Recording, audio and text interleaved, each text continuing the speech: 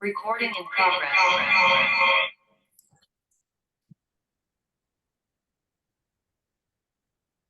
So, start video.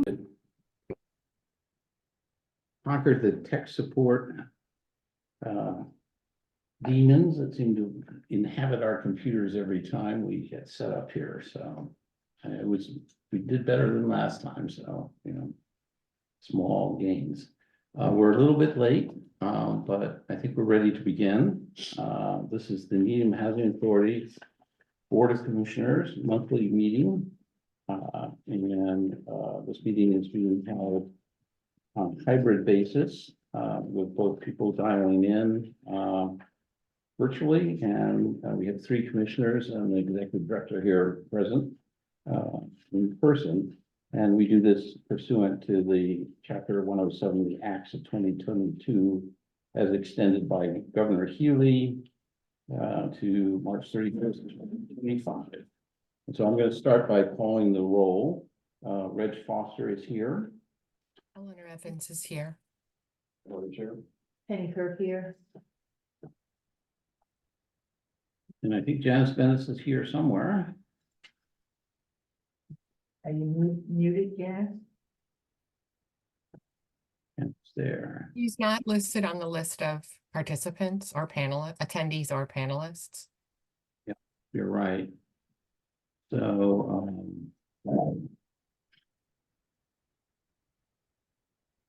Also, just to let you know that I'm still not feeling up to par, so I'm hoping to make it through the whole meeting, but I might not be able to. sorry to hear that. Could you let Janice know that I'm sending her another invitation? Want me to call? Yes, please. Hey Siri, call Janice Bennett. Janice Bennett.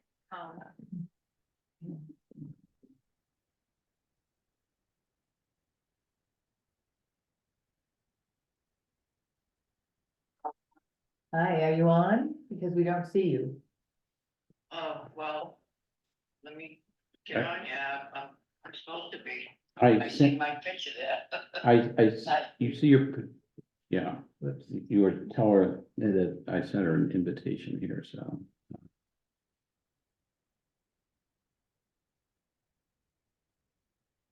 I think she saw it. Do you want to pause the recording and we'll start over again? You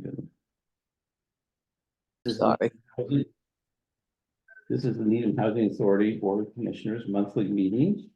And we are holding this meeting pursuant to Chapter 107 of the Acts of 2022. It was extended on March 29th, 2023 by Governor Healy to March 31st, 2025. And we are doing a hybrid meeting finally. And we have people dialing in virtually and also people in the room here in the Seabed Way conference room.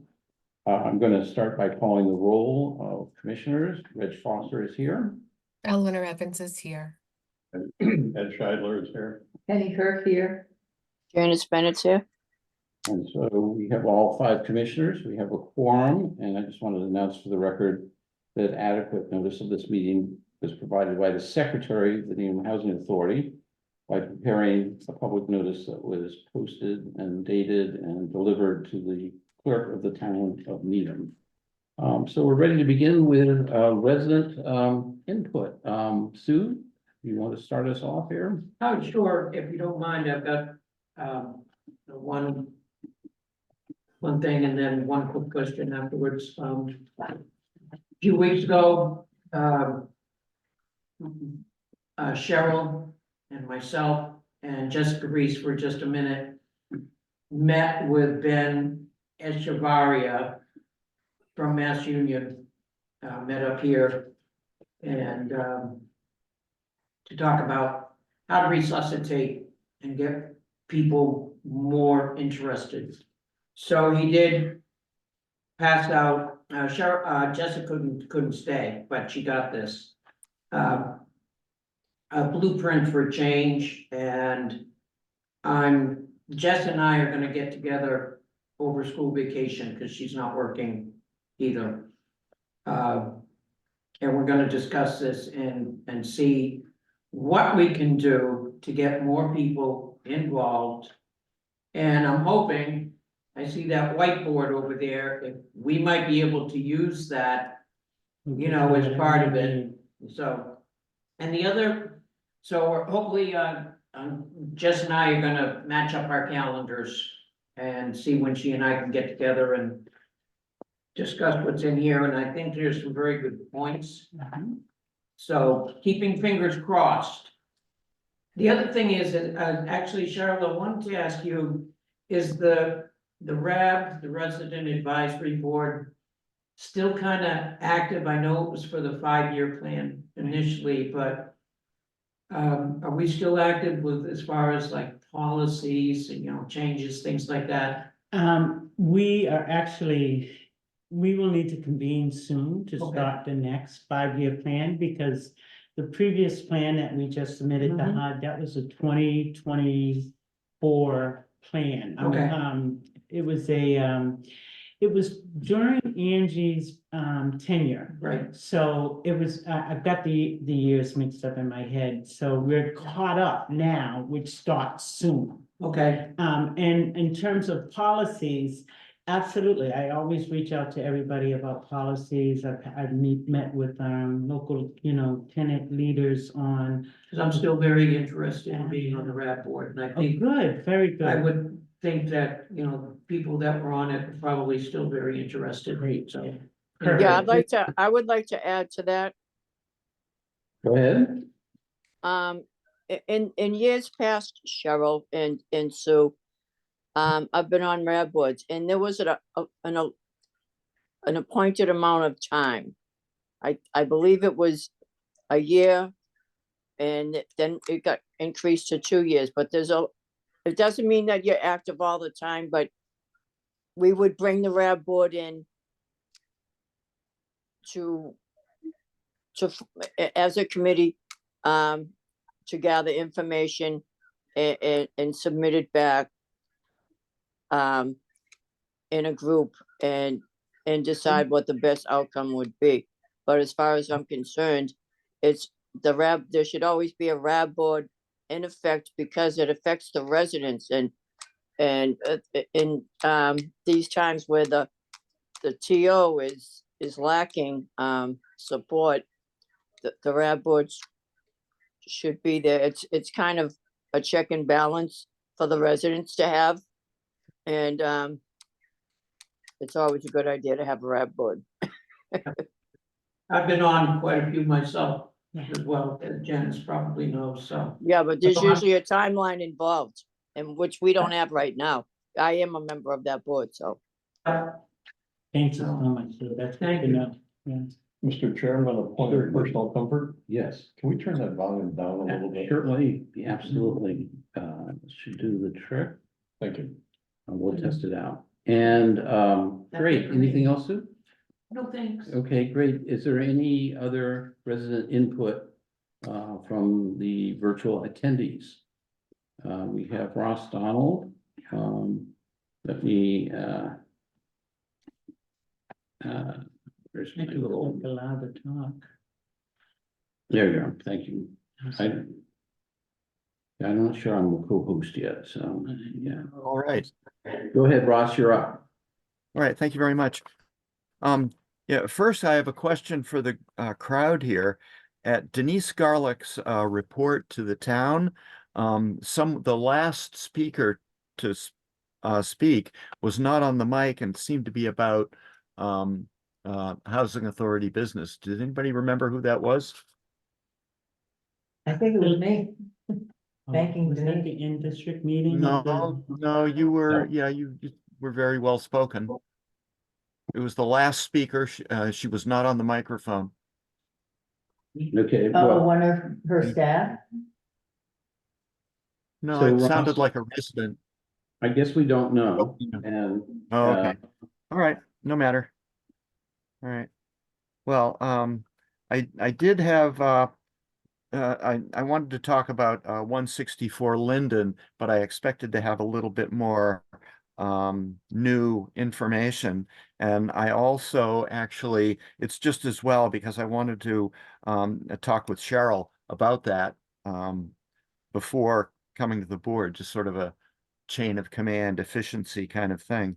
And let's see, the work on tenants organizing seems to be going pretty well. We've got dates scheduled to complete the nomination phase and been in touch with the union and so forth. And so nothing other than that. Thank you. Okay, thanks, Ross. Appreciate it. Mhm. You want to put his hand down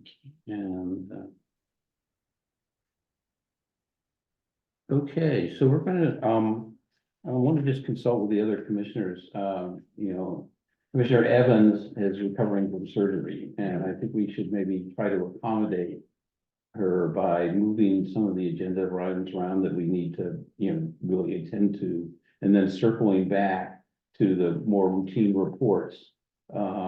If that's okay with everybody? Absolutely. Yeah, so, Eleanor, we're gonna do that. And so I'm gonna go through, I've sort of circled them in red here as I go along here. And I'm gonna jump from in the same order. And start, of course, with the bill schedule and check warrant of $448,644.62. With many pages of detail in our board packet. Do we have any questions for the executive director? None? No. Okay, can I have a motion to approve it, please? I so move. I second it. Moved by Commissioner Kirk and seconded by Commissioner Scheidler. Hearing no further questions or comments, I'll call the roll. Reg Foster votes aye. Eleanor Evans votes aye. And Shizer votes aye. Penny Kirk votes aye. And Janice Bennett votes. Are you muted, Janice? Yes, she is. You're muted. Janice Bennett votes aye. My apologies. Okay, so we're going to go to the second bill schedule check warrant for High Rock Homes LLC of $28,516.33. Any questions for the executive director? Hearing none, do I have a motion to approve here? I so move. Moved and seconded by Commissioner Kirk and Scheidler again. We'll get you in there, Janice.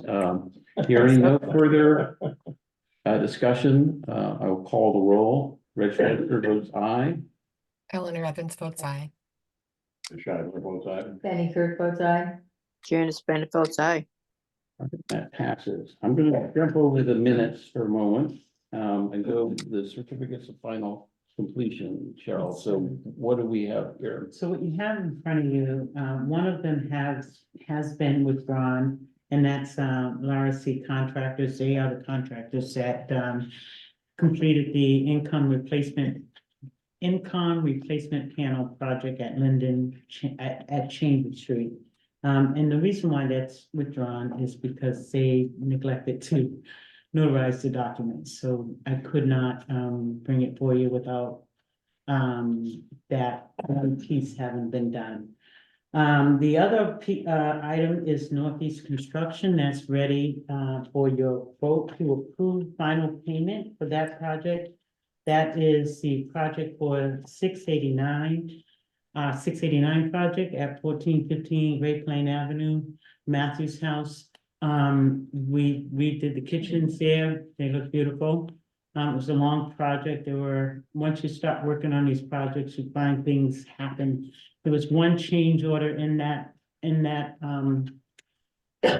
project, which included the addition of a dishwasher at $952. But other than that, the final project information is in front of you. And I'd like to go ahead and pay these folks and move on to the next project. So we're talking about the Northeast construction. Northeast construction. Agenda item. Correct. Go ahead, Janice. Yeah, I've just had a question. Has any of our commissioners, including you, Reg, gone over to that home and checked it out? I have not. I have not. No, nor I. What are you Yeah. thinking, Janice? I'm just thinking we're approving all the money for this place and nobody's ever looked at it.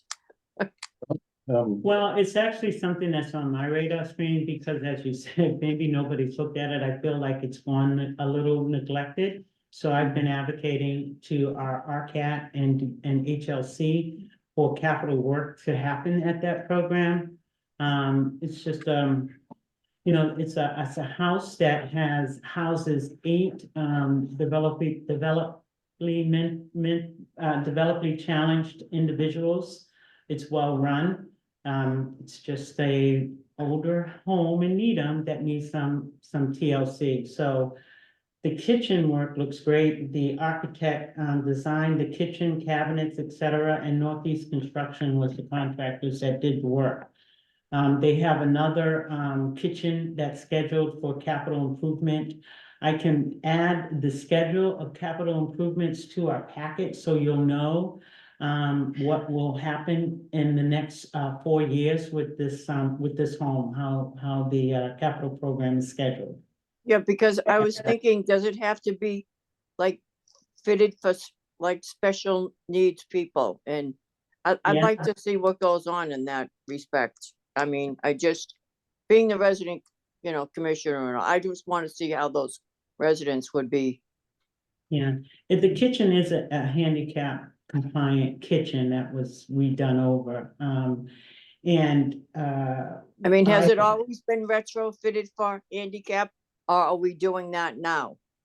There's always been a Department of Developmental Services project, which houses severely handicapped individuals. They need a house manager, they need case managers to work with them. They can't live independently and Right, I'm everything. just talking about what they're doing for them as far as the renovations. I understand what Well, I think there's developmental two, handicap people needs are, so.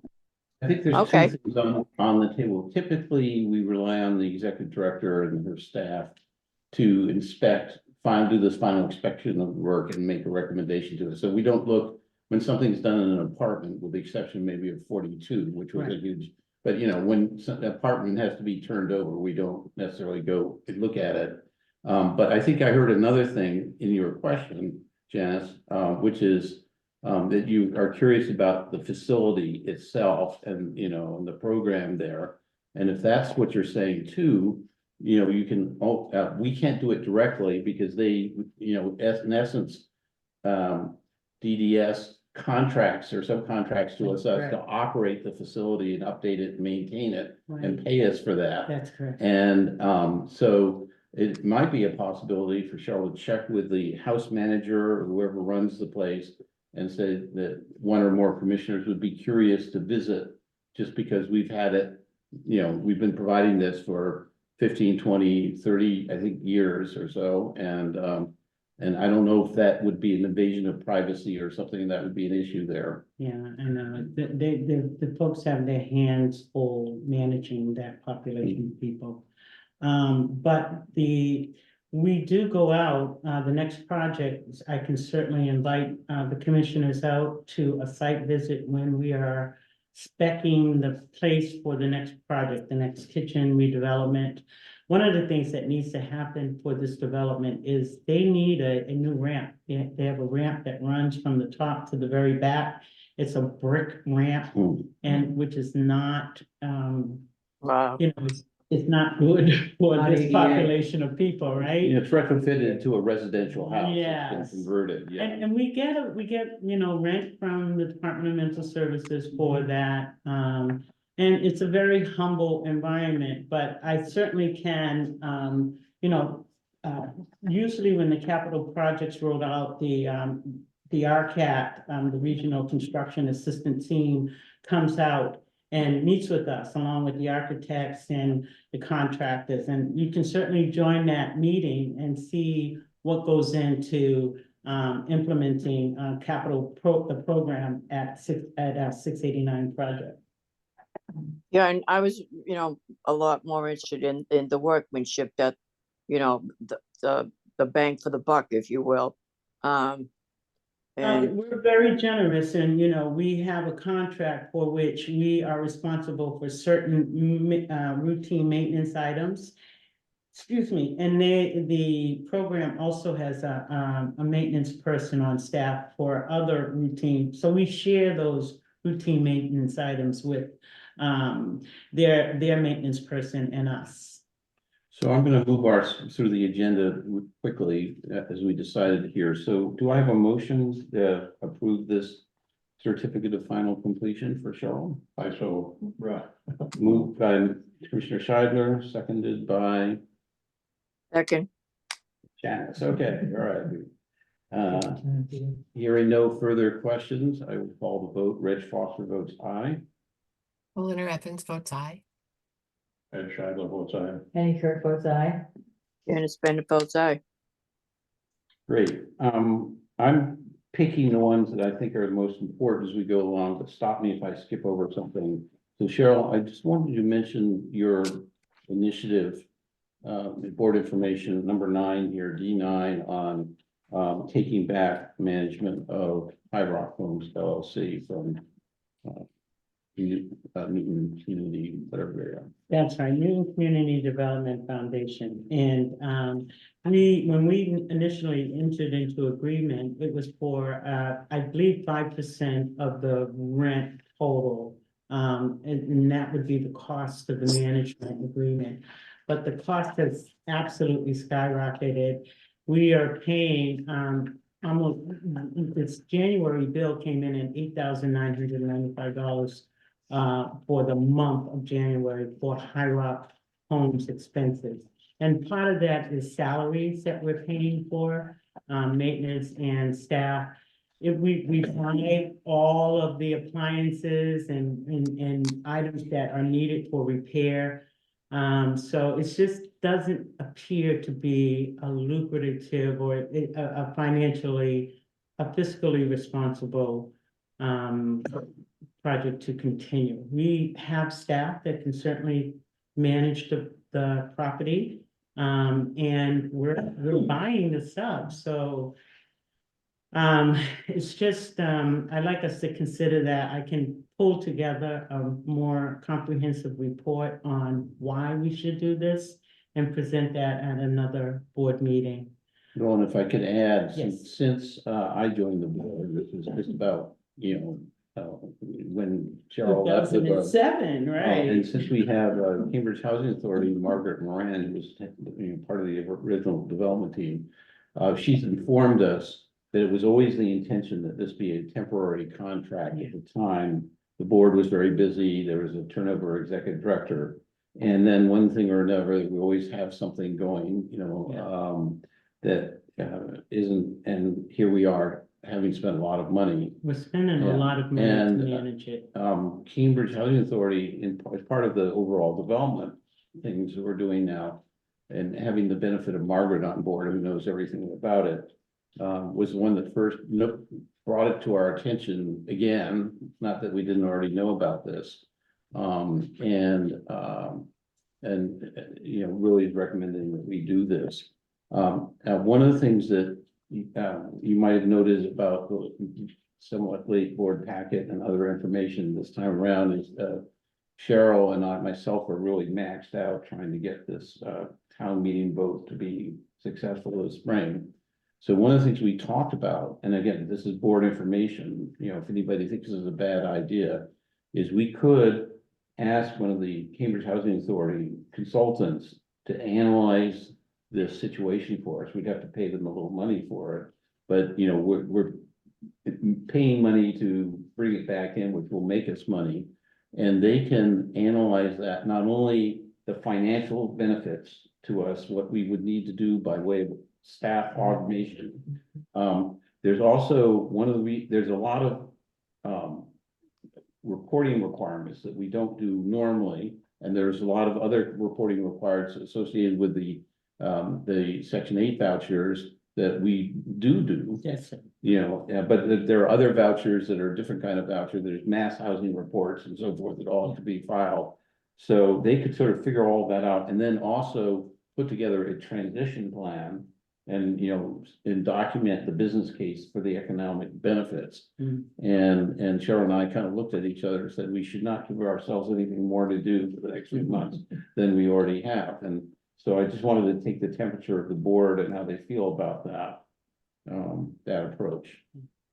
I think it's a great idea to have Cambridge, you know, pick up those duties to make the thing work. They've shown that they know how to do that. Okay. Costing us too much money. I would dump it. Yeah, well, and we save money. We'll invest some consulting hours with them to produce a plan that we can execute against and justify this to the board as a formal decision to terminate the contract, but also with a plan to make sure that nothing, you know, no balls get dropped in the process here. So, great. I'm gonna move on quickly. I'm gonna skip over all the status updates on the PRI with two exceptions. One exception is to let everybody know that our bridge conveyance agreement request was approved remarkably rapidly by HLC. We authorized that at the last board meeting, so that might be a new record for them to approve something complicated like that. We'll be following up on that. They also were very nice and, you know, supportive things about the Linden project, street project. So, the second thing I wanted to report is that we did receive the first draft of the developer partner agreement a couple of great days ago. This is the negotiations that have been going on with the Cambridge Housing Authority. Everybody's just reading it for the first time. There's nothing to report. A copy's been forwarded to the steering committee. We'll probably have our first meetings about it next week, just to, you know, take it, you know, first impression, look at it here. So that's just something. We're not quite ready to step forward training dates yet until we have a chance to digest what we got.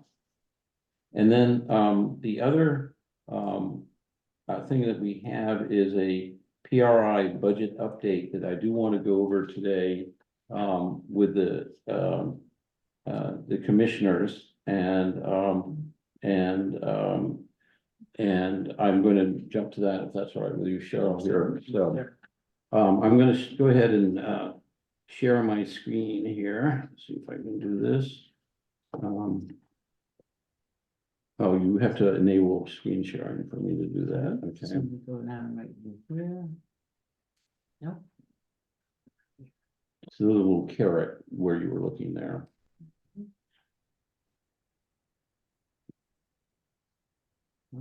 They can share at a time, multiple The participants. little carrot thingy there, the little up carrot. Yeah, that's what I'm Yeah, at. yeah, This okay. window. Yeah, which one do I click? One participant. One person time. All Let's see if that does it. Oops, still disabled here.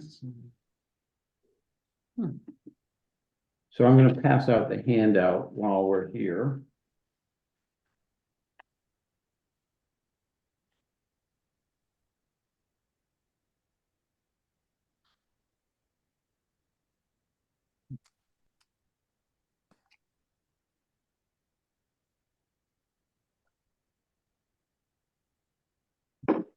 Still disabled here. Yeah, listen. Yeah, I clicked it, but didn't show options.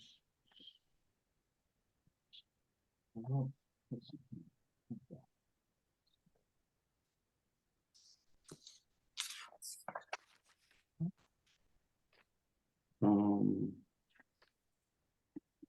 Yeah, I can share a screen on here. So. Let me make this smaller. Take that cell.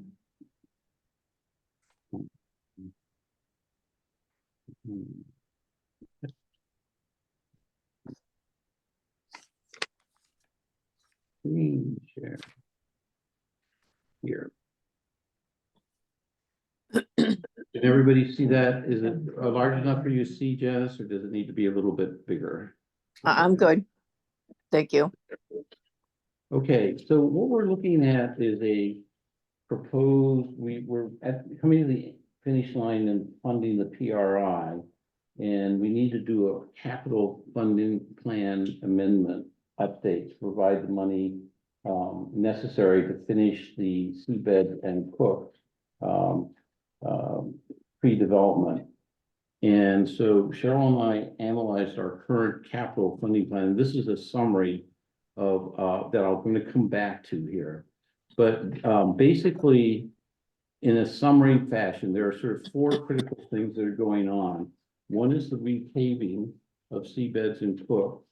And we'll have a report on that in a minute, but to allow for the money available to pay for that. The second is, while we may be modernizing and redeveloping, gut renovating and updating seabeds in Cook, starting within the next year and a half or so, High Rock Homes is still there for another 2 or 3 or 5 years. So we need to set aside money for essential repairs and operations for High Rock Estates. We don't know what those essential repairs are because it's, it's not replacing all 60 roofs or anything like that, but it's certainly, if a tree falls on a roof or, there's some paving issues over in that area, people may have noticed and so forth. We have to do the repositioning, pay for what the BH&A team is doing, and then there's already a little bit of money in the budget in 2025 for High Rock Homes, to get started with that.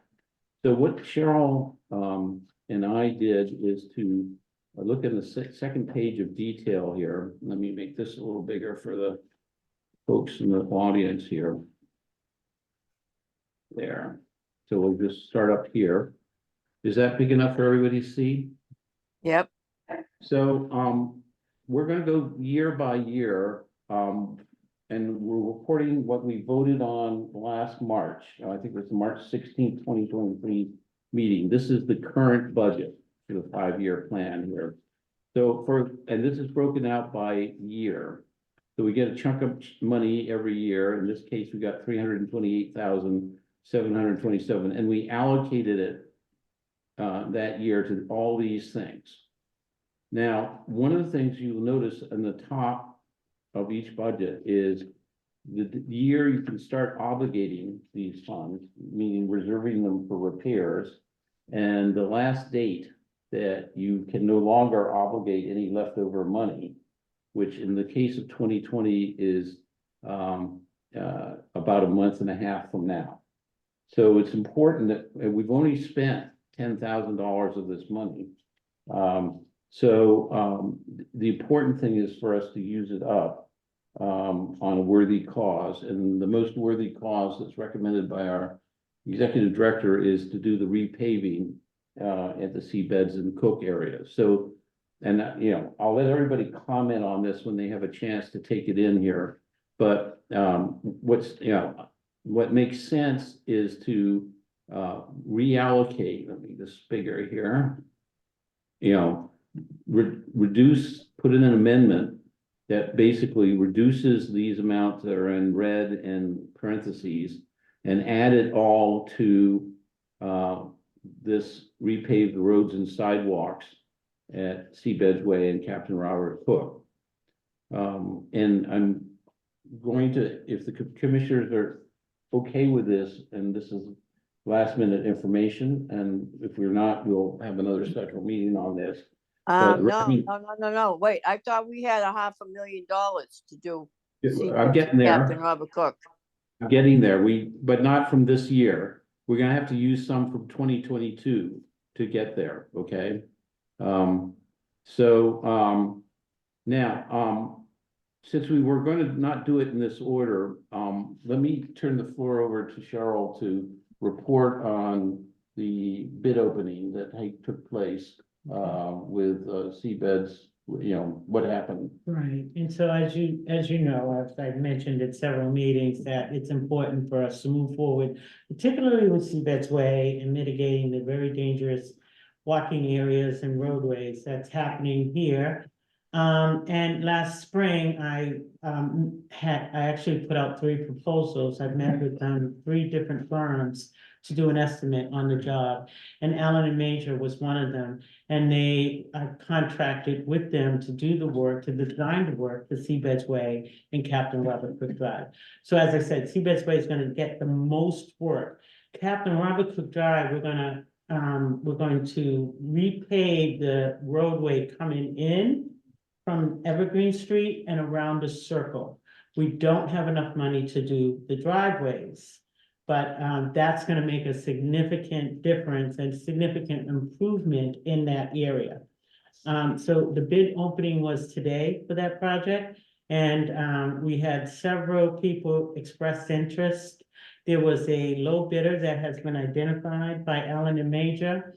And I will bring that document back to the board for approval, for me to sign the document and contract with this. I'm waiting for letters of references from the architect who will get that for us, as well as her recommendation that this is the lowest qualified bidder.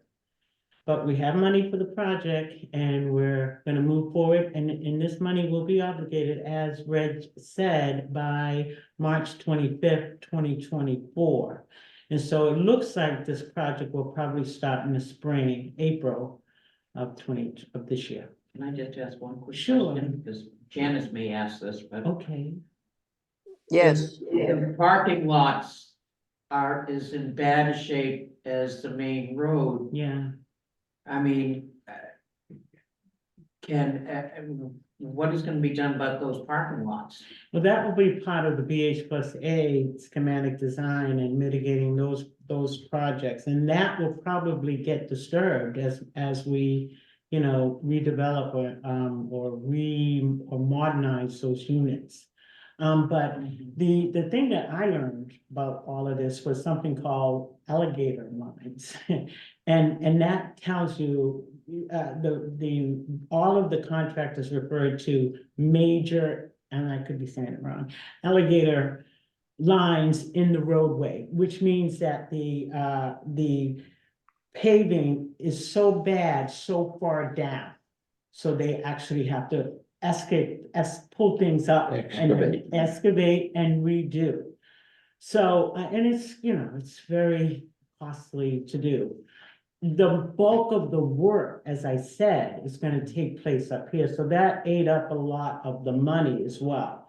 To be able to, so that we can't, we can't really focus on the driveways, at Captain Robert Cook Drive. That would be another $500,000. And let me also, so it is in the longer term plan, but let me also address Janice's question, which, yes, we were, I think, holding $500,000 as a placeholder pending getting the bids in.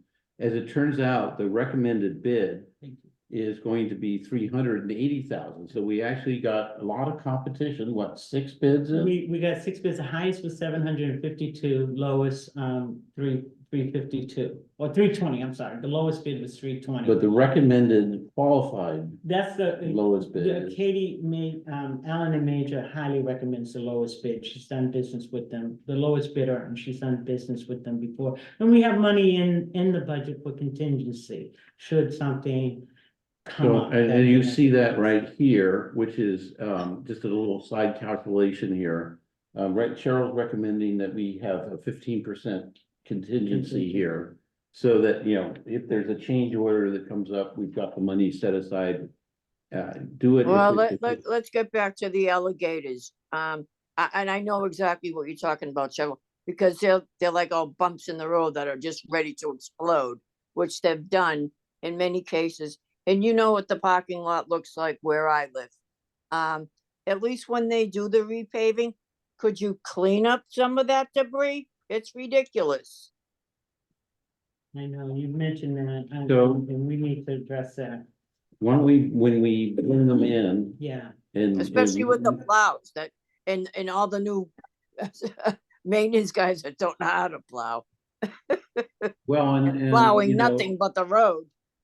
it gets worse if you don't keep up with it, because, you know, there's probably more potholes that are gonna open up from this. Yeah, this so we winter. got 300 something $1,000. What happened to the other 200,000? Because we had a Well, $500,000. That's what I'm gonna do. So this is what we're presenting to the board. So we're gonna try to keep 418,000 out for the Yeah, to paving. put it towards the redevelopment. Well, I don't think that's fair for the people that are living here right now. Well, can you let me finish presenting everything and then we can go back here? So then we need more just to pay for this. There's nothing left in 2021. This was used for the roofs, right? Right. So there's $2,470 we turned in. So good job, but not, you know, you're using almost all of it up there. Then you get to 2022. Now you notice that this has to be obligated by May, okay? So the only thing we could have to obligate it by May is this contract that Gerald just reported on. So here's the other 99,000.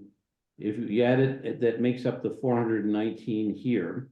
And then if we don't want to turn in this money by May, which of course we don't want to, the proposal is that we use the remainder of this, since we have a contract with BH&A, to use up that money. Obligating means you have to have a signed contract, but you don't have to actually pay it all out before the end date. So the strategy would be to do that with this. And then if you move to fiscal year 23, now we've got a year to go for the obligation date, you know, so we're not under the pressure to do this. The proposal is to basically keep some money out for High Rock Estates, $150,000. We don't know what we're going to use it for, but we know we're going to need to. Cheryl's also made a proposal that we have the High Rock PCR report, the property conditions report we just had completed a year ago, that she should give that to our Consultant. we have a consultant who on our capital projects, and say, make us a more fine-tuned budget for what needs to be done at High Rock Estates. And then we use the rest of the money for the big project to do the, you know, grand renovation of everything here for Seabeds and Cook. And so you go then to fiscal 2024 budget. Again, you don't get to start to obligate this before a week or two from now, February 17th, 24, and you have to finish obligating. Your window is 2 years later. And again, the right use of this is not, what's in here now is roof replacements of 10 or 12 buildings. That was in there as a placeholder. The feeling is there's maybe 1 or 2 or, you know, small number of roofs that need to be replaced, but you're going to need to use it for this, that, or the other thing for what we're calling, you know, High Rock Estates essential repairs. So, but we don't want to be replacing sheds if in 5 years we're going to be redoing that whole property here. So the proposition is that we would use some more of this money to finish out the pre-development for repositioning. And there's already money set aside for repaving. And particularly the private ways, you drive down York Road from High Rock Street, there's a lot of potholes, you know, that need to be fixed here. And then we also had money budgeted for operations. We just leave that alone as well here. So again, we have a 431,209. We, you know, take money away from roof replacements and shed replacements and put it towards Seabeds and Cook repositioning and doing walkways and paving and operations elsewhere and then we get to the last year of our 5-year plan. We have we don't know, we won't be able to start obligating it before a year from now. And, we don't know when the obligation end date is going to be. But this is a placeholder for us to, kind of plan ahead here. By then, we should be done with the Seabeds and Cook, repositioning, so there's nothing there. And, we wouldn't have anything to spend it on. And what we don't want to do shed replacements. What we really want to do is all put it in a bucket, for keeping High Rock Estates safe, sanitary, and decent accommodations as best we can, recognizing them that they're our oldest buildings. And we have to kind of keep them going for another year or 2 or 3 before we can look at maybe doing, High Rock Homes LLC version, phase 2 and 3. Yeah, exactly. So if you take all of that detail line item, come back to what I started with here. This budget has the money that we need to pay for the repaving contract that's going to be signed in another week or so. Yes. We need a board resolution to sign that. There's nothing before the board tonight. I think the board could delegate that to Cheryl to do, but the board also might want to, have a special meeting, a brief, one of our shorter special meetings in a week or so to do that. So we have to think about that. For High Rock Homes Essential Repairs, we've got nearly $600,000 overall over the 5-year period, with the Cheryl committing to do a drill down on that with our capital consultant, see if that's enough or that's too much, or maybe we need more there. That leaves $931,779 for repositioning at Seabeds and Cook, which when you put that together with the budget analysis that's being done and the updating of the cost, would provide for the finishing out the pre-development all the way through schematic design, but not funding anything having to do with construction or construction documents or anything like that. And that would be funded through the actual financial closing of the project and be picked up, not by us directly here. And then, again, a placeholder in case we need some funds to get started on the preliminaries for High Rock Estates. Because at that point, should we be funded in the second quarter or third quarter of 2025, then we will have our development partner basically doing both projects. And the board and the executive director can turn their attention to saying, what is it that we need to do to get going with High Rock Estates, which unfortunately is our, oldest and most in need housing, but because of the way the funding works, sort of last in line to be able to get going on it. So, with that, are there any questions or comments that you want to add, Cheryl, to that overall approach? I want to make a comment. Go ahead. Janice. I just think it's a shame, and most of the commissioners know about the problem, about the parking lot where Jessica and I live, that had 5 years of water problems, 5 years, water and ice, and the damage it's done to the property.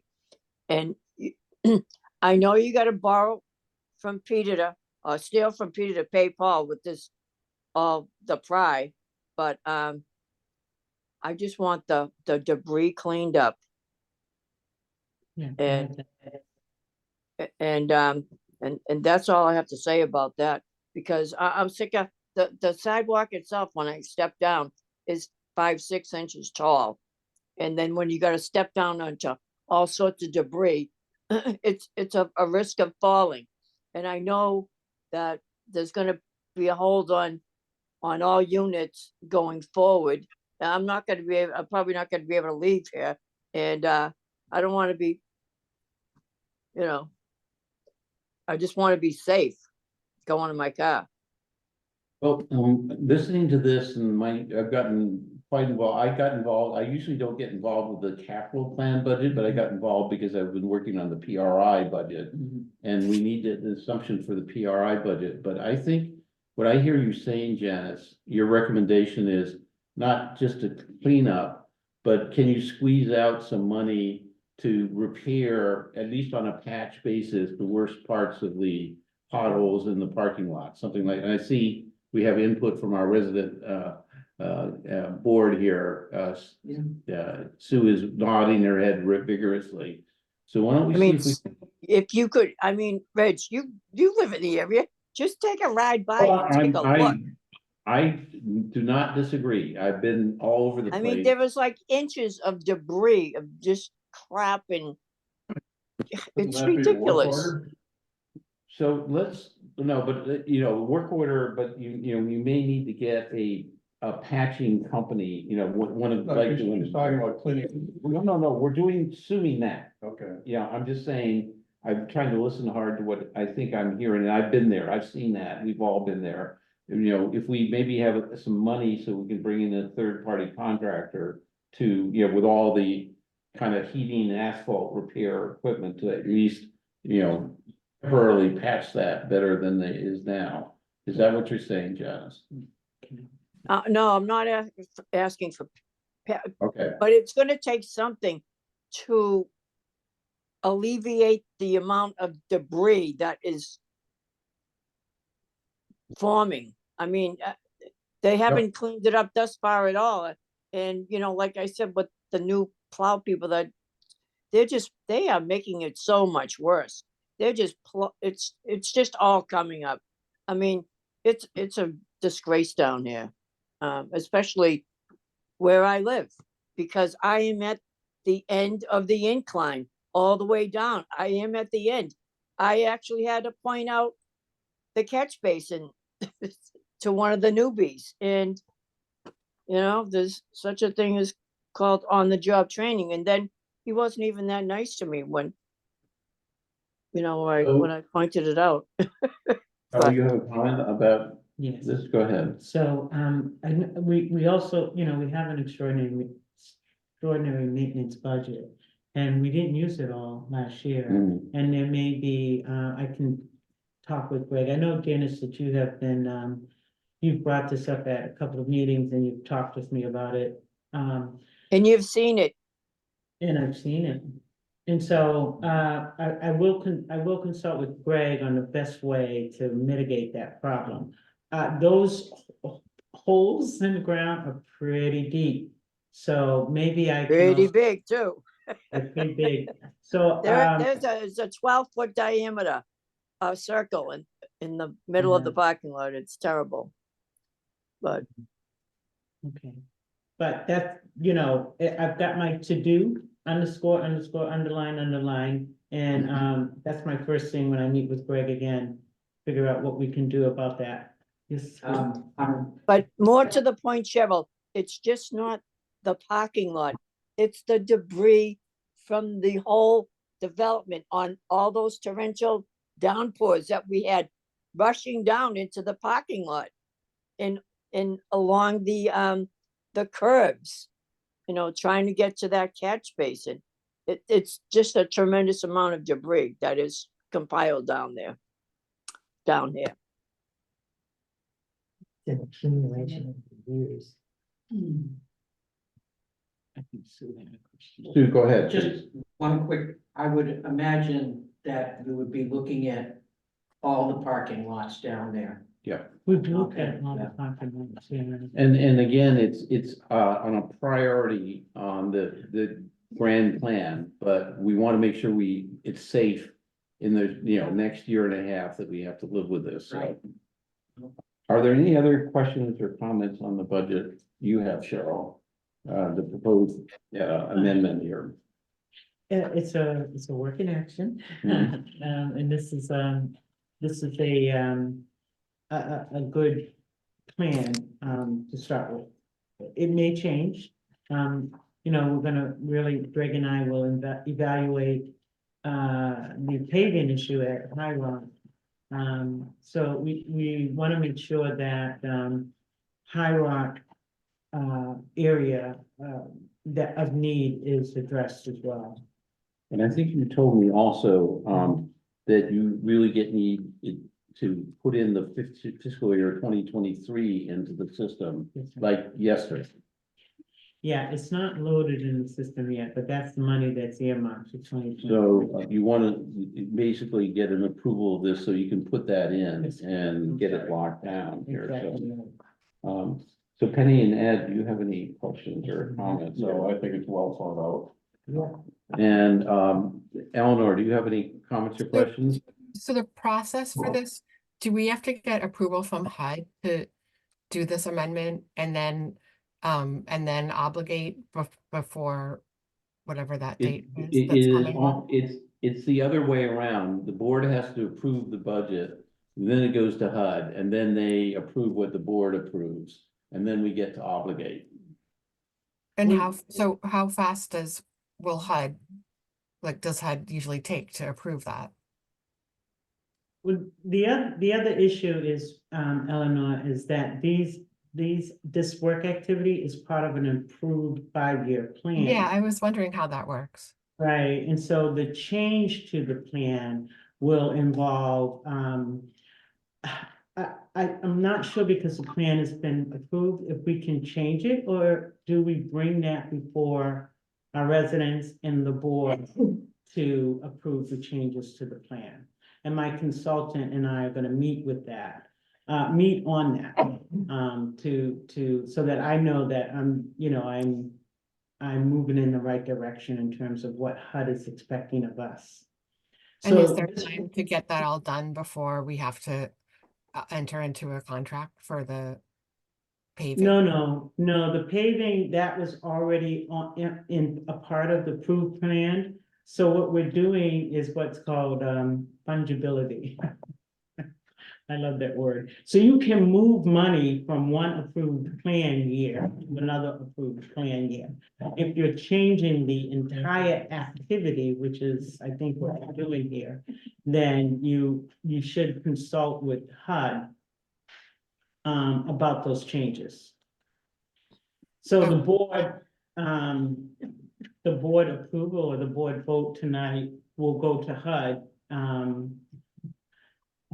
in terms of what you're agreeing to approve and they don't want to think about it if the board doesn't approve it. So, right, it's not a new plan. This is something that has already been approved by Maura O'Brien as part of our 5-year capital action plan. So the fungibility comment means you can, within your overall total, you can propose to move stuff around. You can propose to move stuff around. As long as it all adds up to the same total amount. Yeah. And you present a justification for that. And then all these things have already been in the budget. Yeah.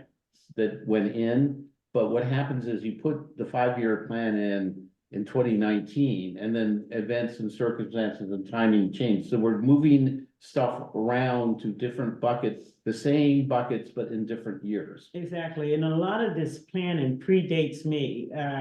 This was conversations that took place with Angie and then subsequently with Steve and Gary. So the work activity has already been vetted, if you will, and put into the plan, and the plan has been approved. But now we're changing some of the work activity. And the timing. And the timing, and whether or not, I think, quite honestly, Eleanor, I'm overthinking it in terms of, the terms that are used to do that.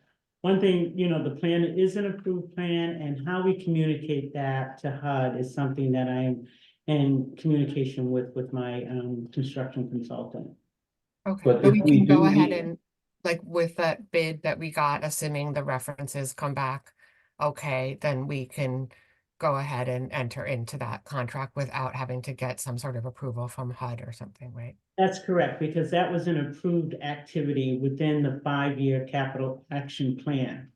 Okay. But that fungibility word comes in. I worried about that too, Eleanor, but my consultant tells me it's something called fungibility. You can move one project to another year, use the money from one year to another year to get things done.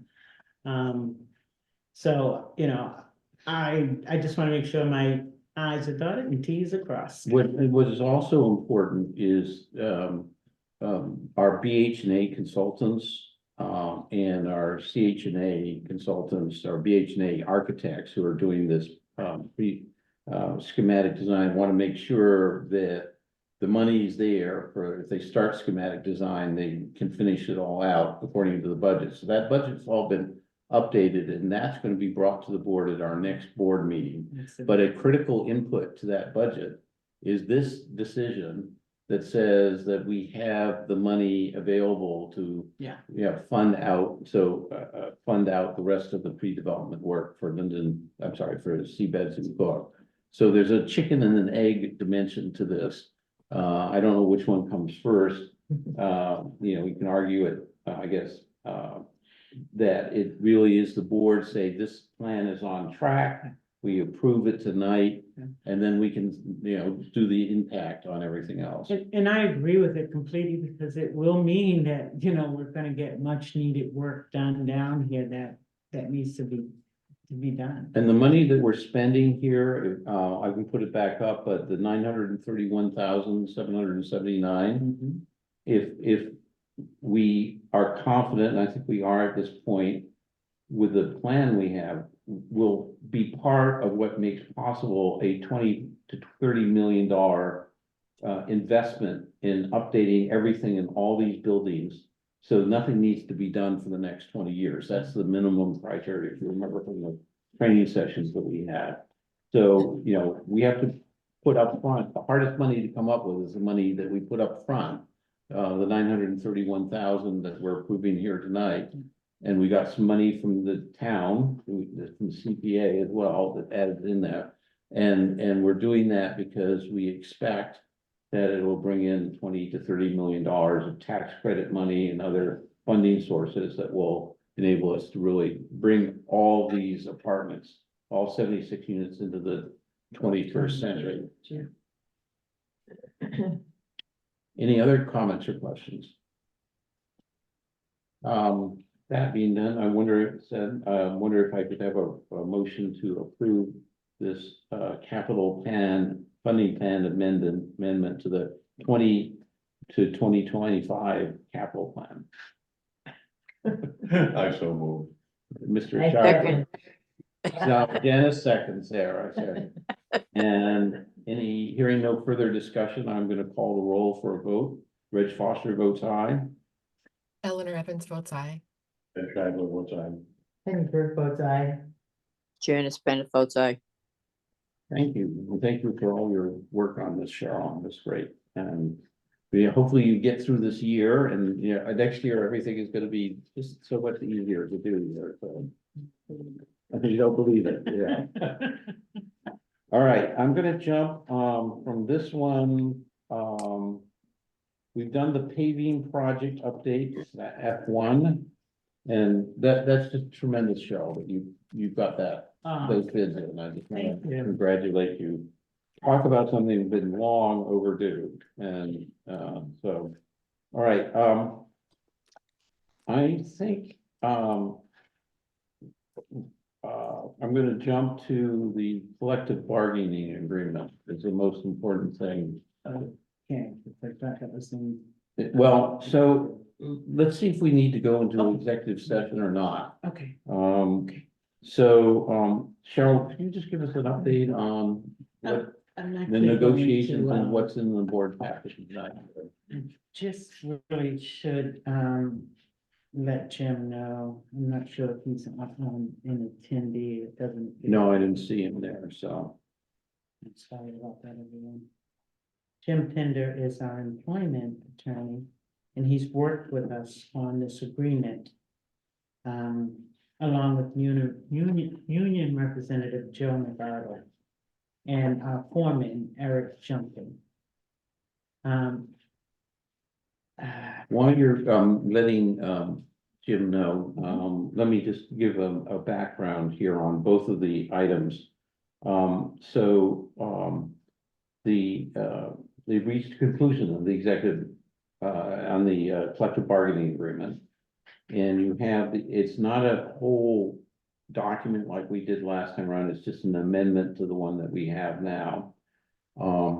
There is a right, under an exception under the public meeting law to adjourn into executive session to discuss the agreement that was reached with our attorney, to understand the different positions, and, you know, but not to vote on approving the agreement. We have to come out of executive session to approve the agreement.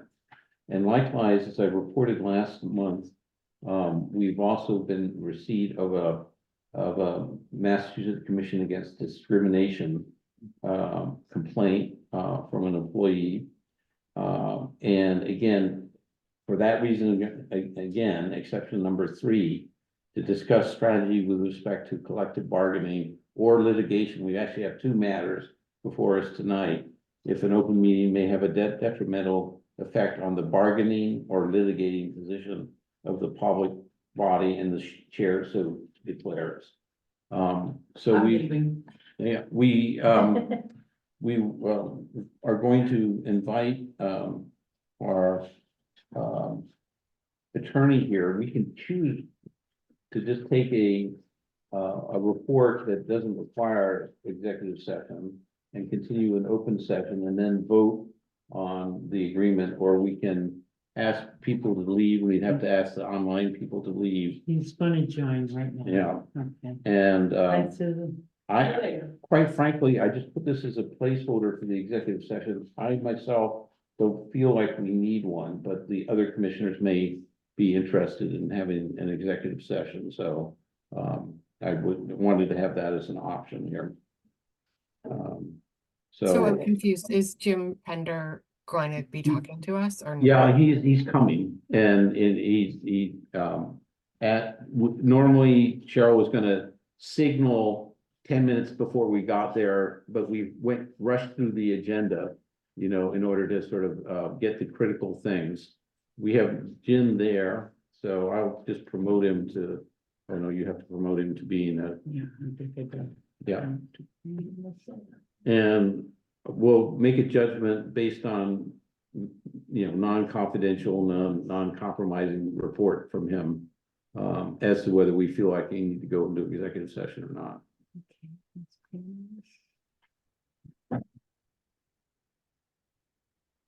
Hi, everyone. I'm sorry, I didn't hear that, the end of that, Reg. Is the board currently in open session or executive session? We're in the open session right now. Okay. And Jim, is that you? Let's see, are you here with us? Yes. No. Can you see me on Yeah. the screen? I can, I'm sorry, it's covered up here. Yep. Okay. So, Jim, welcome, thank you very much. We have, one of the commissioners may have to leave early, so we rushed through the important parts of the agenda, and we're gonna circle back, you know, out of consideration for this commissioner, to the more routine, ordinary parts of the report, which is why we sort of had very last minute notice to you. And then, I was saying while I was waiting for you to join, that it's not clear in my mind that we need an executive session. Given what I know about both the collective bargaining agreement, resolution, you know, that and it's agreed with the parties, nor might we need it for the MCAD complaint that we received, because it's very early stages of the report, so there's nothing particularly to discuss. But I was going to leave it up to the commissioners to decide whether they needed the executive session, and you could give us a PG report on both matters that wouldn't compromise either our collective bargaining negotiation position or our litigation position. And then we would just continue in a, you know, open session if nobody felt the need for the executive session, so. That's fine.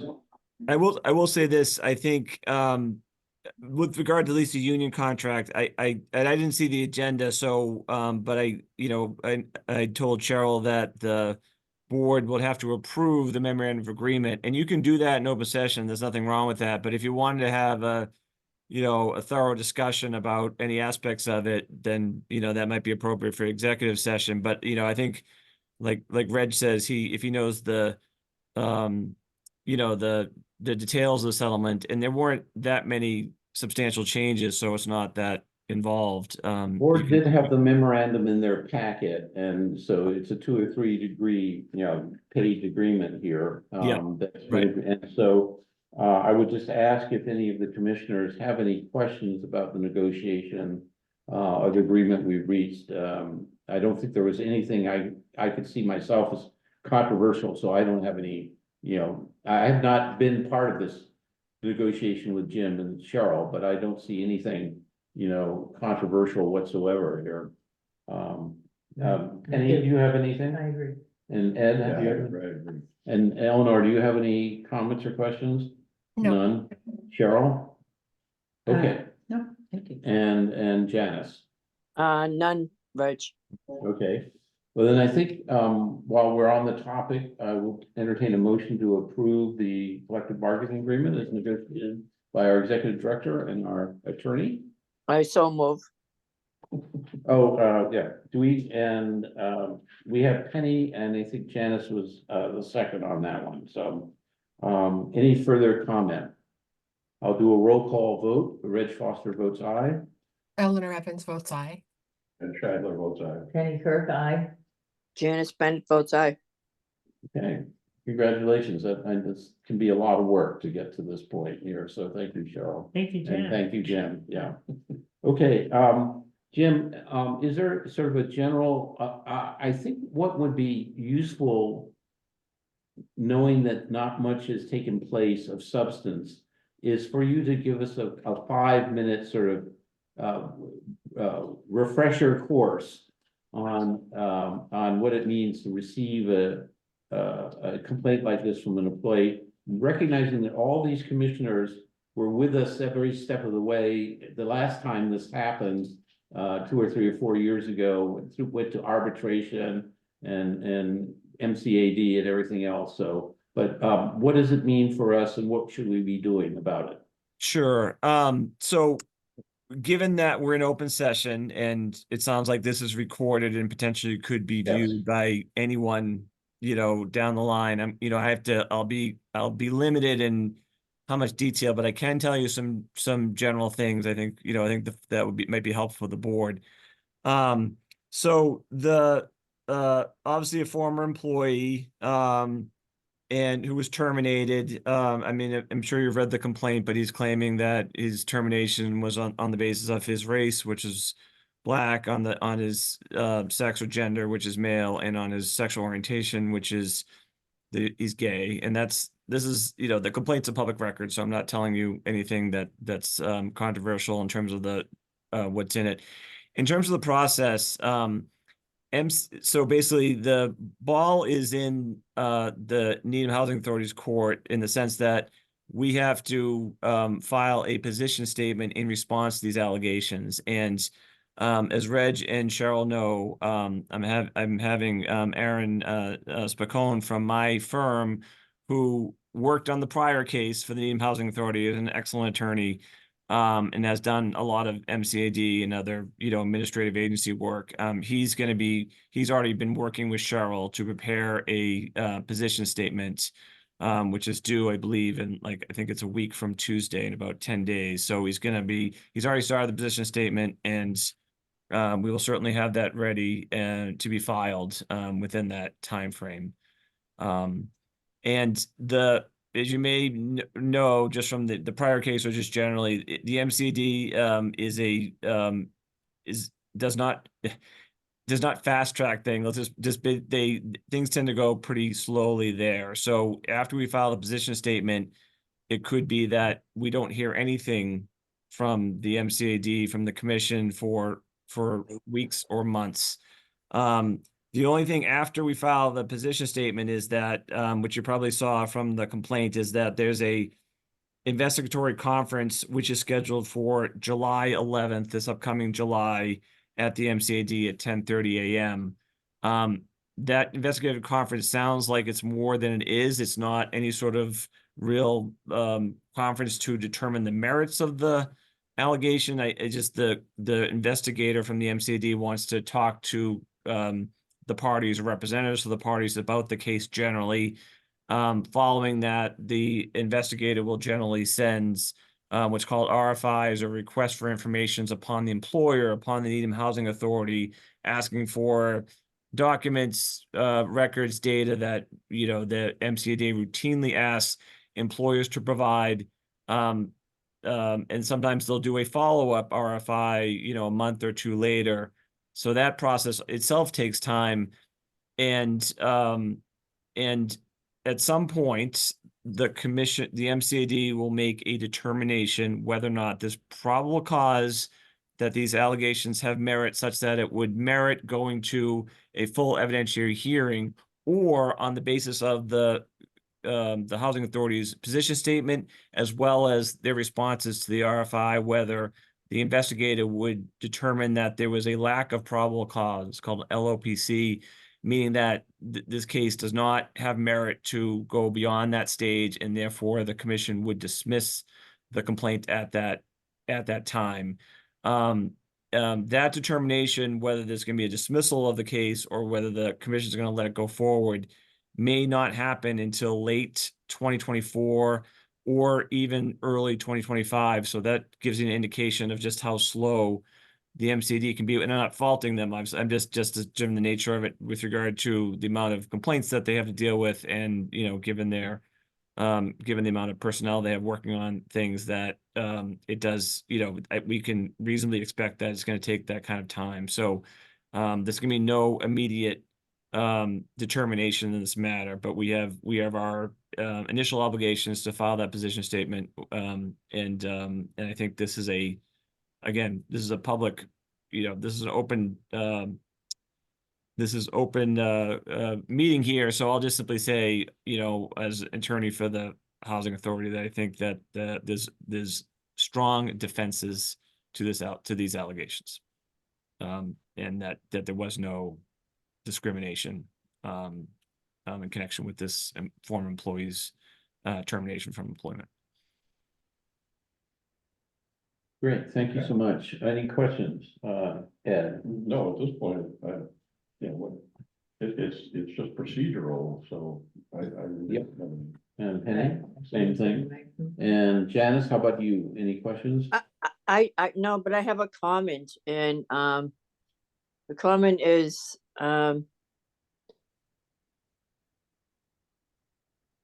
commissioners don't have access to day-to-day operations. But when Curtis first came on board. No, excuse me, wait. You can't make that comment. Okay, that's what I mean. Okay, so no comment. Yeah, so we do know the identity of the person because it's in the public document and so forth, but you can't go any further. I understand. I just thought that I was the resident commissioner, so I put it forth first that I may not, well, be in the position.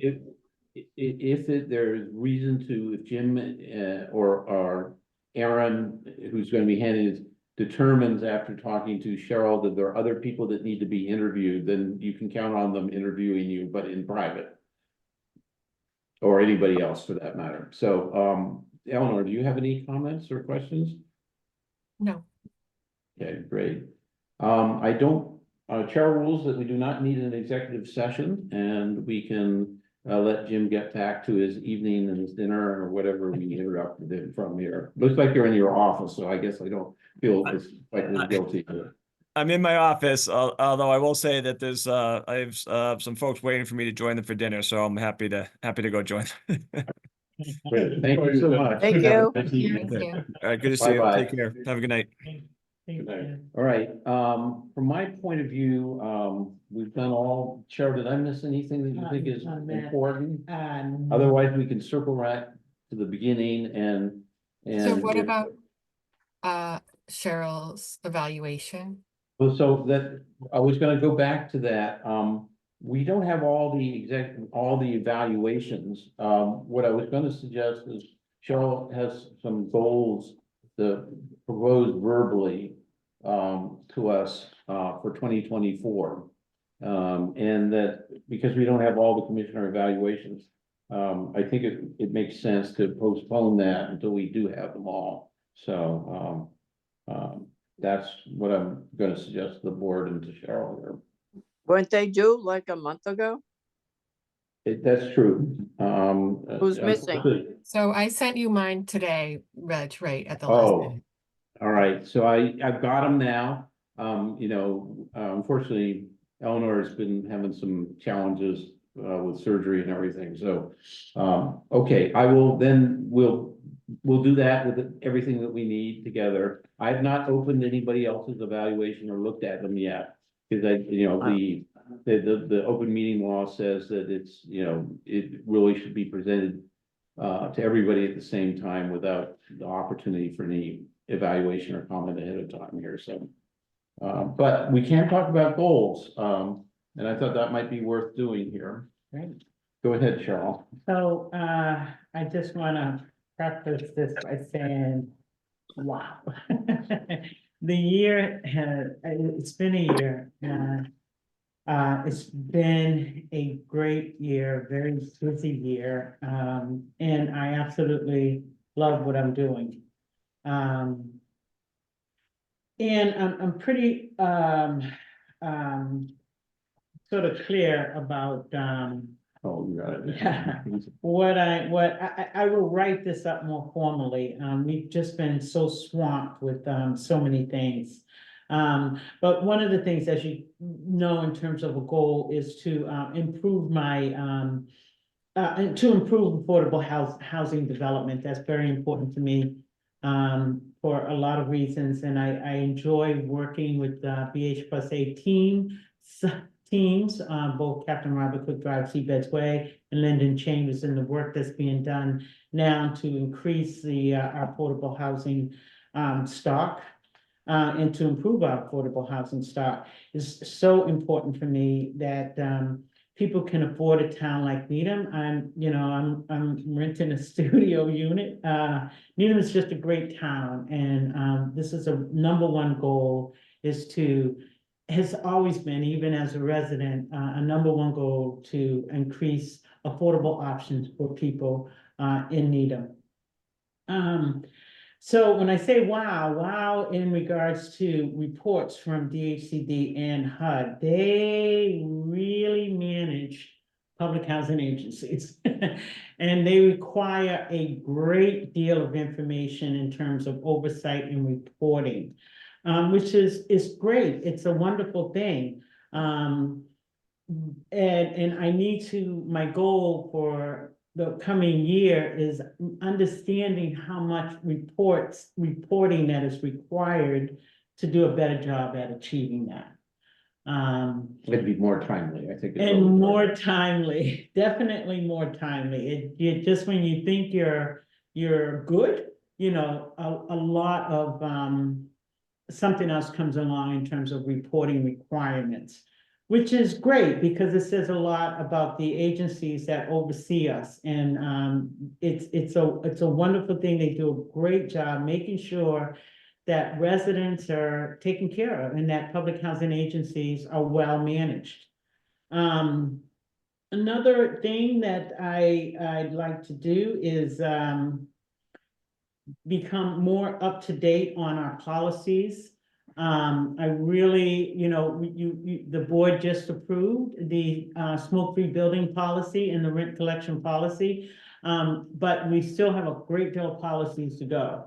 And I'd like to update those policies and have them on the website for people to access, for residents to comment on and access and to give some well thought into that. One of the policies that we must update immediately is our admissions and continued occupancy policy and our Section 8 admin plan. Our Section 8 admin plan has not been updated since 2015, and the ACOP was last updated in 2021. But there are not a lot of rules and regulations that have come down from HUD and HLC that need to be included in these policies.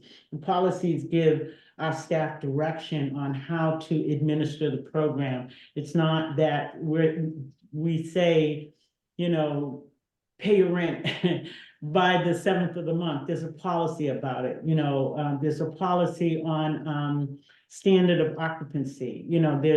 it gives us good guidance on how to administer the program and provide good service to our residents. So that's a key thing for me. Really, that's a goal, is to really work on developing the policies. And then also to continue to work with the Preservation and Redevelopment Initiative budget and program, and help advocate on behalf of residents, their best interests in these initiatives. So I will write this up formally. I'm a little nervous and I apologize. But I will write this up, and I will have a formal write-up in next month's packet, if that's. Okay. Yeah, and I think there's one more thing there I wanted to add to the wow thing. Wow. The wow thing. So you know, until you're in that corner office with the buck stops here sign sitting on it, you don't really understand how much stuff there is to do. That's what wow means here. You know, and when you're on the outside of it, even when you're an assistant executive director, as Cheryl has been, it's like, how hard can this be? And I can, you know, I'll just work harder to get everything done.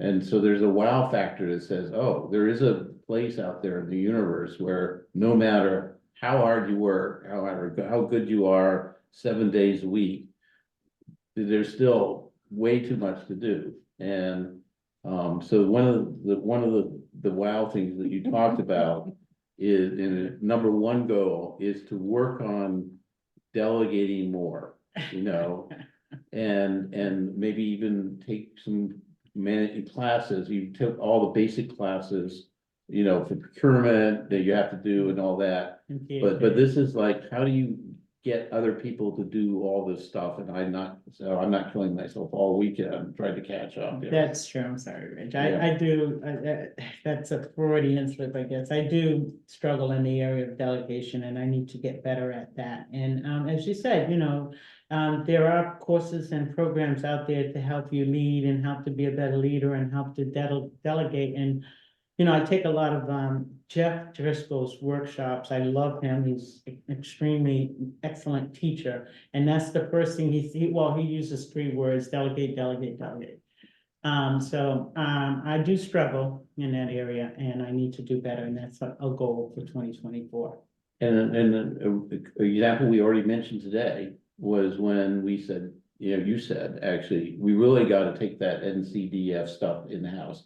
I'll just work on a plan to do that, and I'll get that for the board in the March packet. And then you said, wait a minute, that's not delegation, is it? You know, so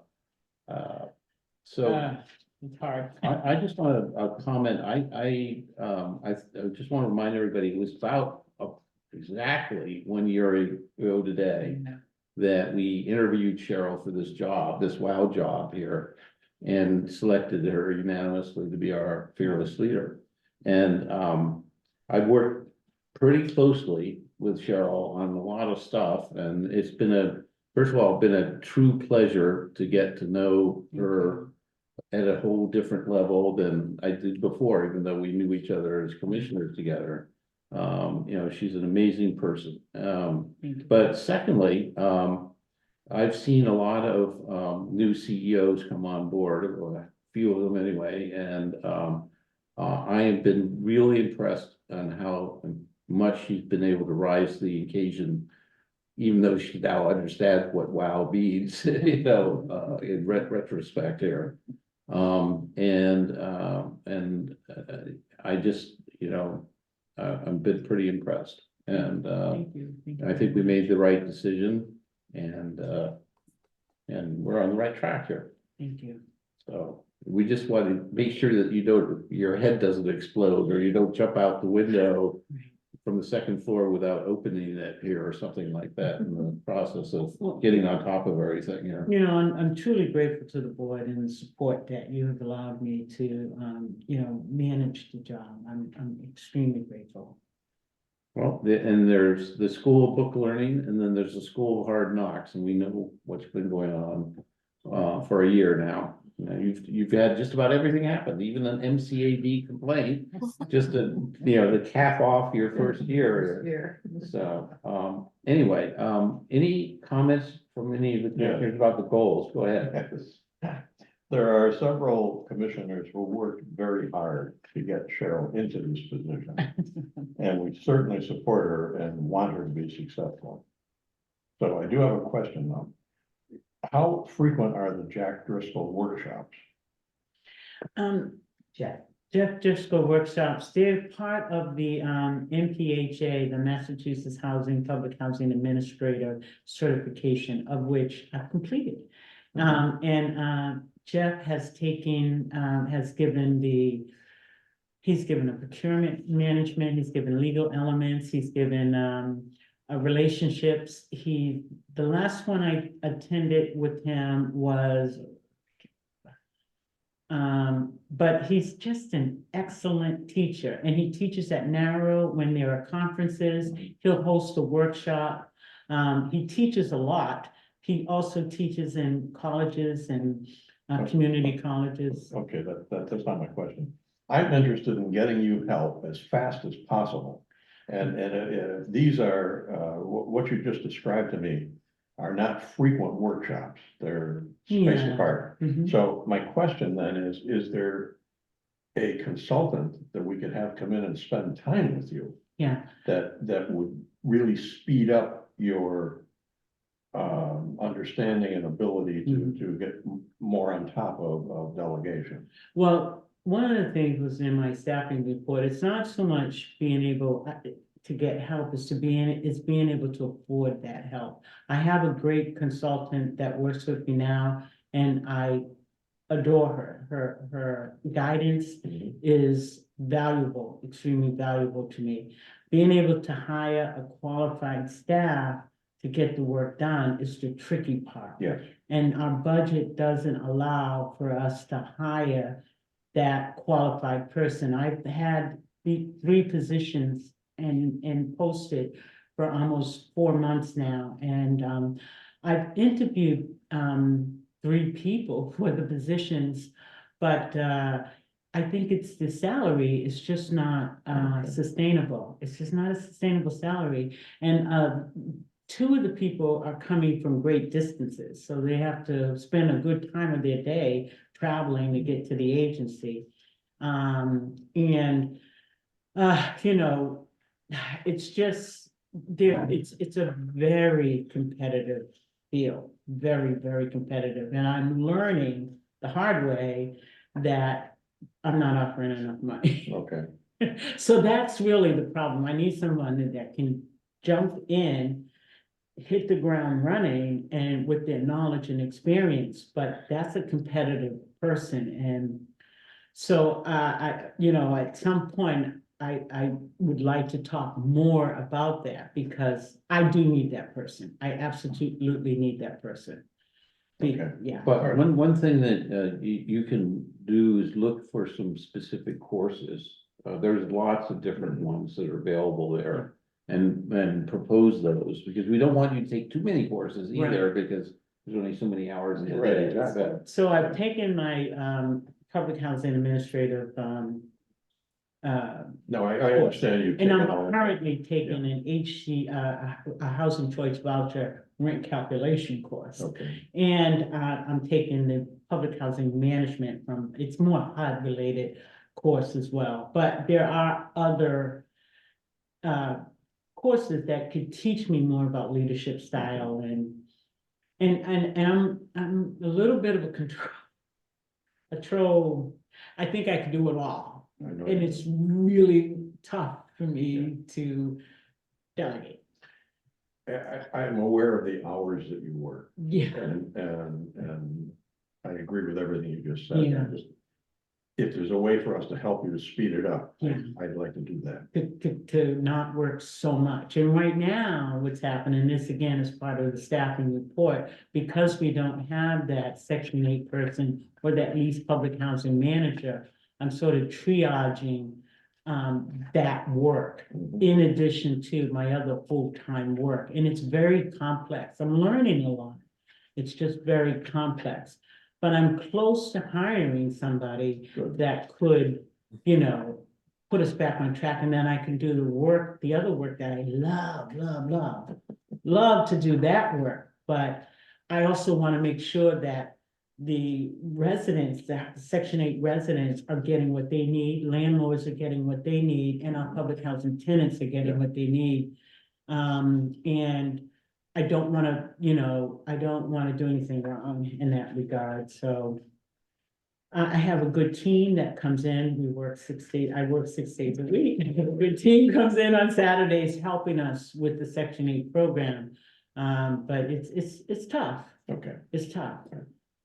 But being able to pay for that person, oh, that's the key, okay. yeah, All right, thank you. thank you so much. Any other comments or questions? I have a comment.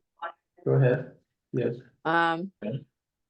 I just want to say that I was one of those encouraging board members, rooting for Cheryl to get the job. But I must say, and I have to say that there's never been so much work in the housing authority in, I want to say 15 years as there is right now. And we've got the best person right now in the job to tackle it.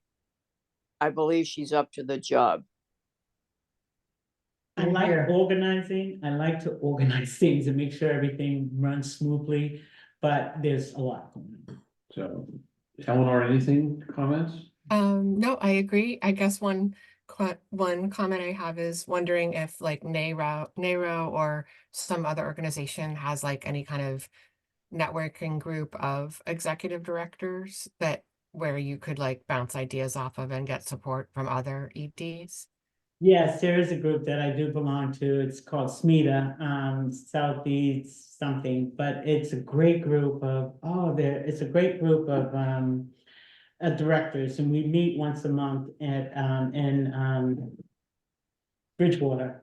And it's really great to talk with these women and men about what they're doing in their agencies, and they're so helpful in terms of advice and, extremely helpful. I do run the ideas off of them and ask for advice, or how did you do this, or how did you do that? And everybody pitches in with support. It's great. And then we meet everyone at the trainings, the narrow trainings that we attend, fall and spring conferences.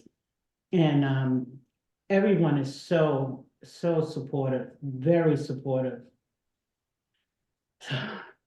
So, great, thank you. And I just want to remind everything, in terms of that coach person, we did hire, we recommended that, last spring, and you brought Cynthia on and so she does have that sort of, call Cynthia up, what do I do with this sort of situation, support. Extremely helpful, extremely knowledgeable, very wise.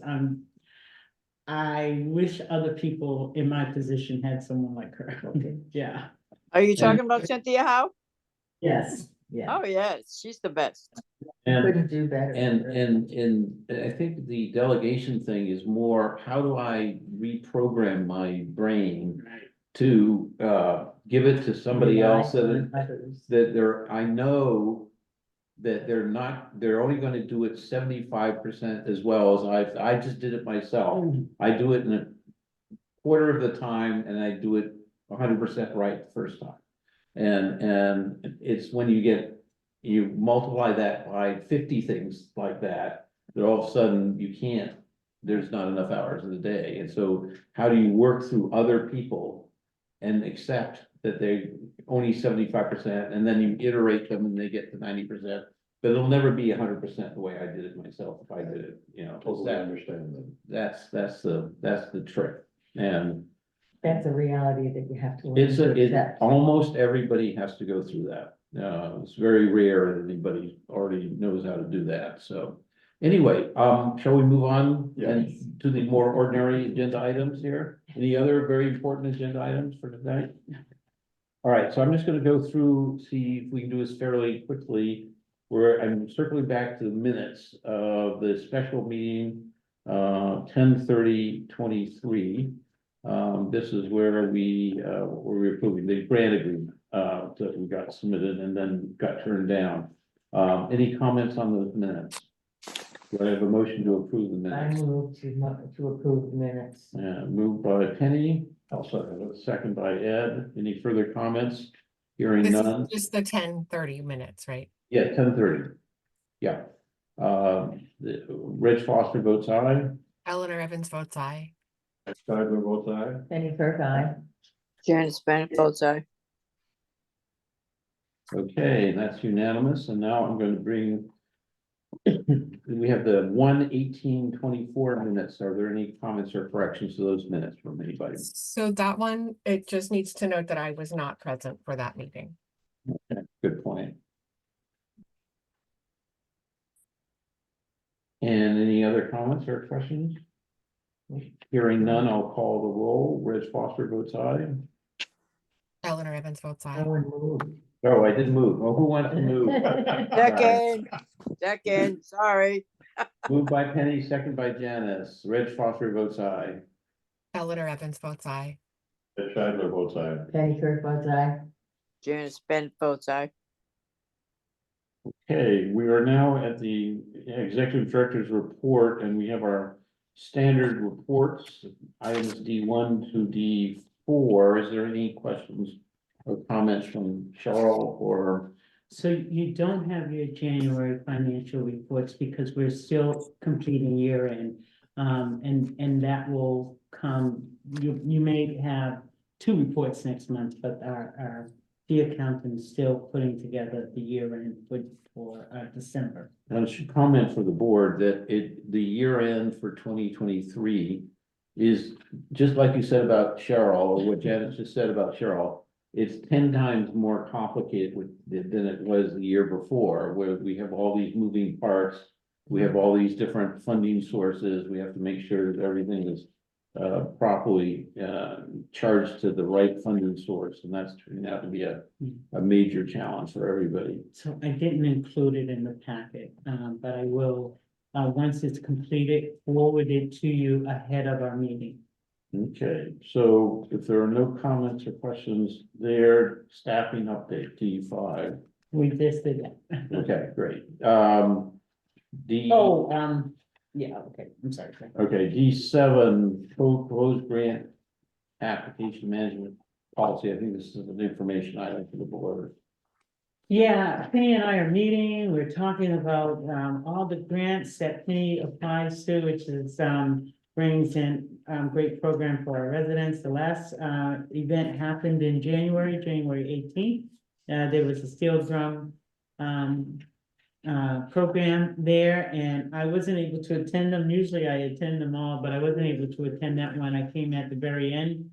And everyone absolutely enjoyed it. We did a robocall that day, and people were reminded of the event and they came out.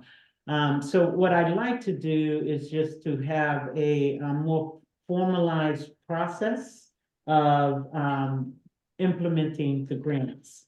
And I'm working on it. and Penny and I are working on it. Okay. I hope so.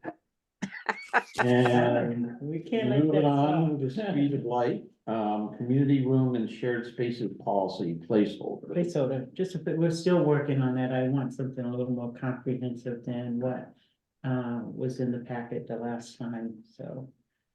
Okay. Ready? Oh, I love it. All right, we are now at Preservation Redevelopment Initiative. I'm just gonna tick through the ones we didn't address for big highlights. We have the report in the back for us. The second bullet there under 1, the next 2 important meetings are the 27th of February, which is the zoning public hearing.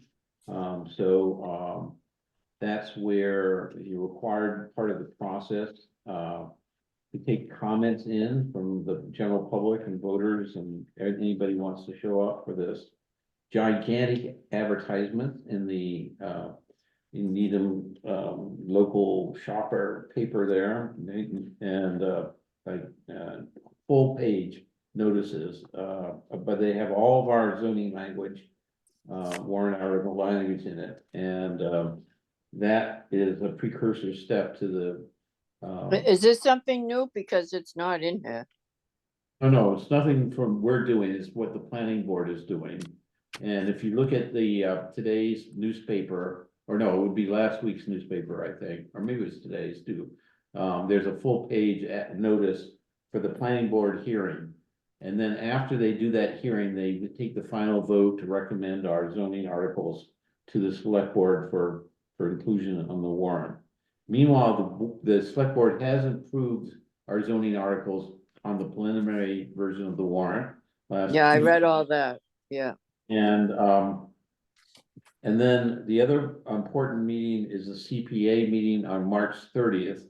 March 13th is the public hearing where they are taking comments from the public about whether or not they should approve a $5.5 million grant for us, which is an essential and irreplaceable part of the overall funding for the Linden Street redevelopment project.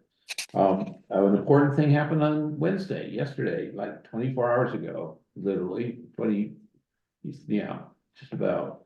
So the process of the CPC is to get to this stage and then take a straw poll, not an official vote, from all the members as to whether they do or do not support the 3 funding applications that are in front of them. And by the way, we had the final 2 members show up from the town meeting. The town moderators nominees, they actually have been approved and now are sitting for the first time on the committee. And they didn't vote, but the other 7 members voted unanimously in support of the $5.5 million application, straw poll wise. So, that's not a milestone, that's more like an inch stone, but there's an inch stone in the right direction.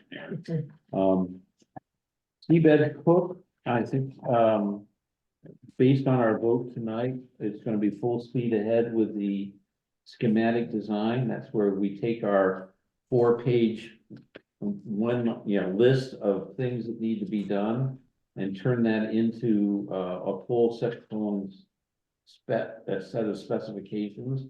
And to get approval from Cheryl and the staff and ultimately from the board as to exactly what we're going to do with the $20 or $30 million that's needed to be invested in these properties to bring them into the 21st century and make them good for the next 20 to 40 to 50 years here. So that's great.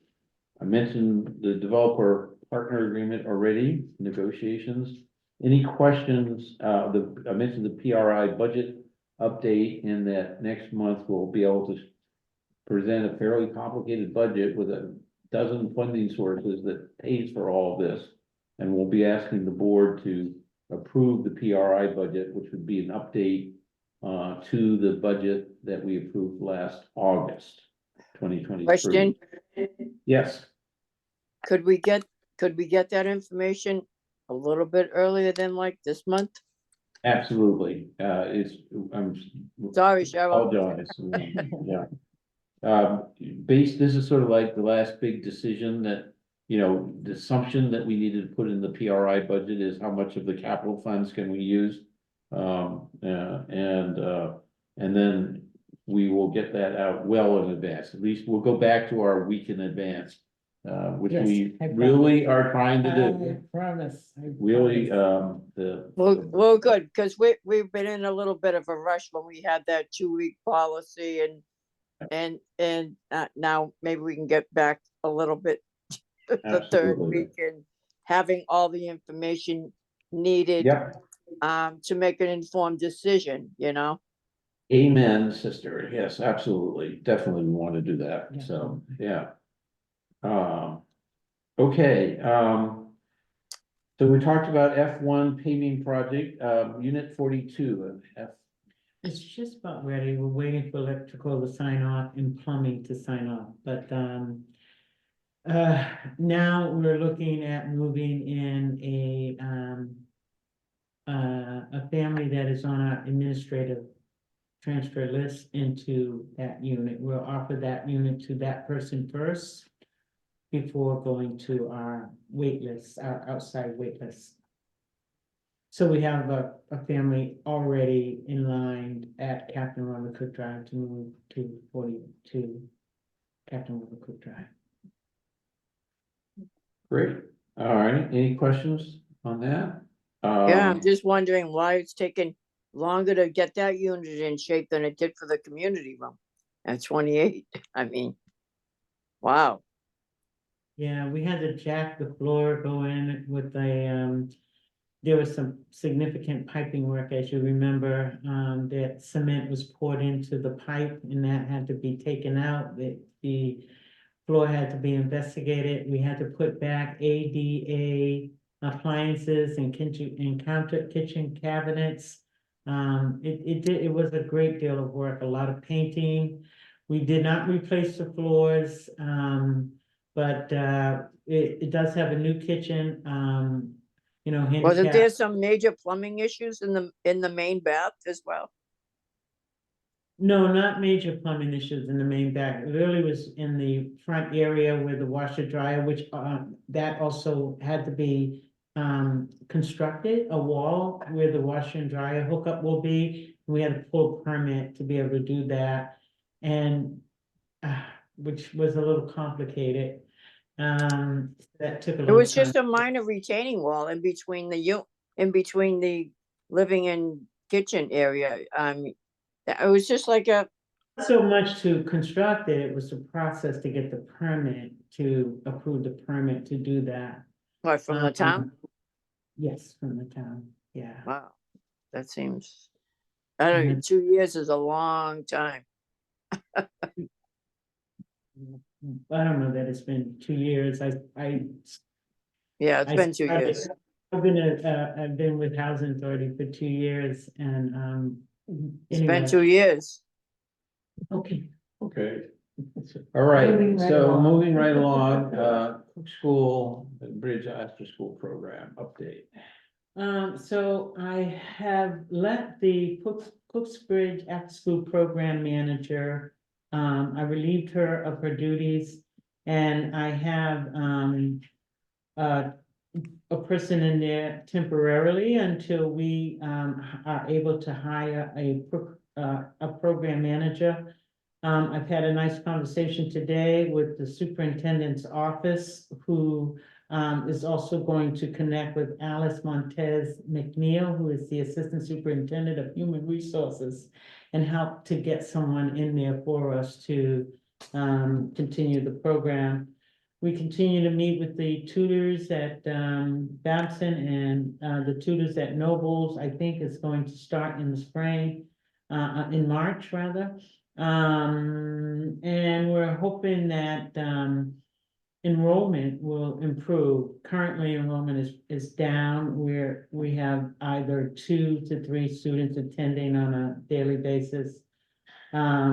We have a plan to go door to door, knock on the door of the age-appropriate students that could possibly attend and determine whether they will or not will attend.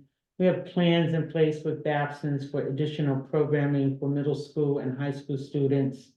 And there's more, but I did not bring my report with me. And I apologize. I can include that in next month's. Any package. comments or questions? Okay, I have a Gee, comment. oh, yes, go ahead. Cheryl, I understand there was an issue with one of the meetings where there are no minutes available that took place during the planning of the renewal of 28 going forward. And there was a discussion that Penny and I would become friends of the after-school program after the committee had resolved And it came to my understanding that you didn't have any recall of that meeting, but, you know, I recall being there and, I'd just like your thoughts on that. I'm not following. What are you asking? I'm asking you, do you recall that meeting or you don't? Because I recall it. Yeah, I recall a meeting with Lori, Jessica, and I, to host the Friends of the After School meeting. I think we did that twice and then there were no more meetings. So I'm not really sure about, and then what is the point? What are you Well, getting? well, I think there was an issue. This could be, could actually, be, a closed door meeting, but there was a certain person that was, in place at the time, but, that people were not happy with. And so they decided not to attend certain meetings, but the meeting you're talking about was after that fact. But I would like to reconsider that issue, you know, because, you know, I Are you started that asking- program with you and I 25 years ago, and I never want that program to go away. And it seems to me right now it's dwindling. When you say you have 2 students, that's ridiculous. When I have 17. This year has not been a good year for the Cooks After School program. The enrollment, it has dwindled down. You were right. And we are, you know, we are working hard to make it a more viable program. The program will never go away, as you know, and as you said, we started this program a long time ago. And it's always been an after-school program in the community, so that's not something that's ever gonna go away. Okay, and okay, I'm glad you said that. Just Important. let me interrupt you for a minute, because I just want to say this. We don't have any kids that are elementary school level, except for maybe those 2 or 3 kids. They've grown now. We've put over 2 dozen children through 4-year colleges in that program. We're gonna have, it's gonna come back. It's, you know, the housing, it changes. You know, the kids grow up. We still have a lot of those adult children in housing. And we may want to think about the governor's program, putting 25-year-olds back to college. We might want to look into see how many 25-year-olds we have living in housing and see what we can do to get, you know? So I think I'm gonna do Reg's line. I think I hear you saying that you would like to continue with the Friends of Cooks After School Committee. And also, you know, we printed out, we have the ability to know exactly how many children are school-age children for that program. So we have a list. I have it. In your folder you left behind. Yeah, with my after-school home program report.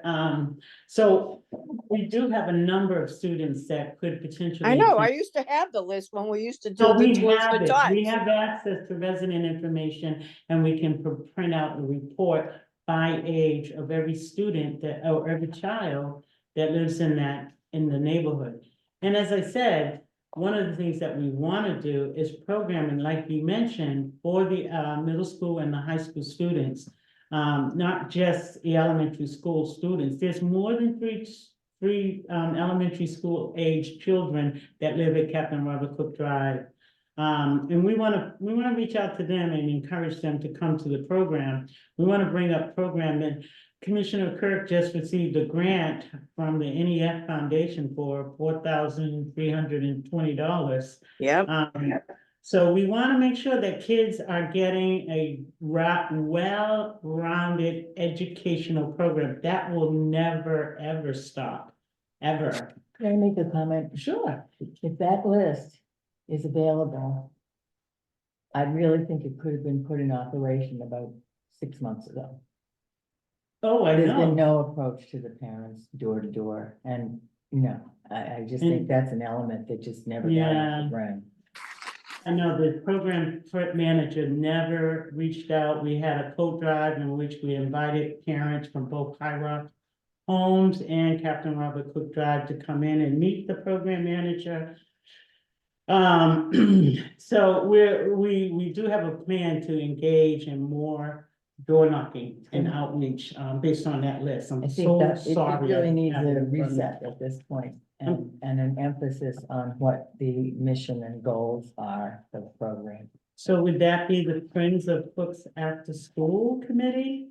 Yes, That I'd be could very happy to talk be as about that? supportive as possible. There's an orientation packet that was never presented to. Well, I differ with that. I don't want to get into a discussion and debate on that, because, that's coming, I'm not sure where you're getting that information from. But, from the broader sense, that information did go out.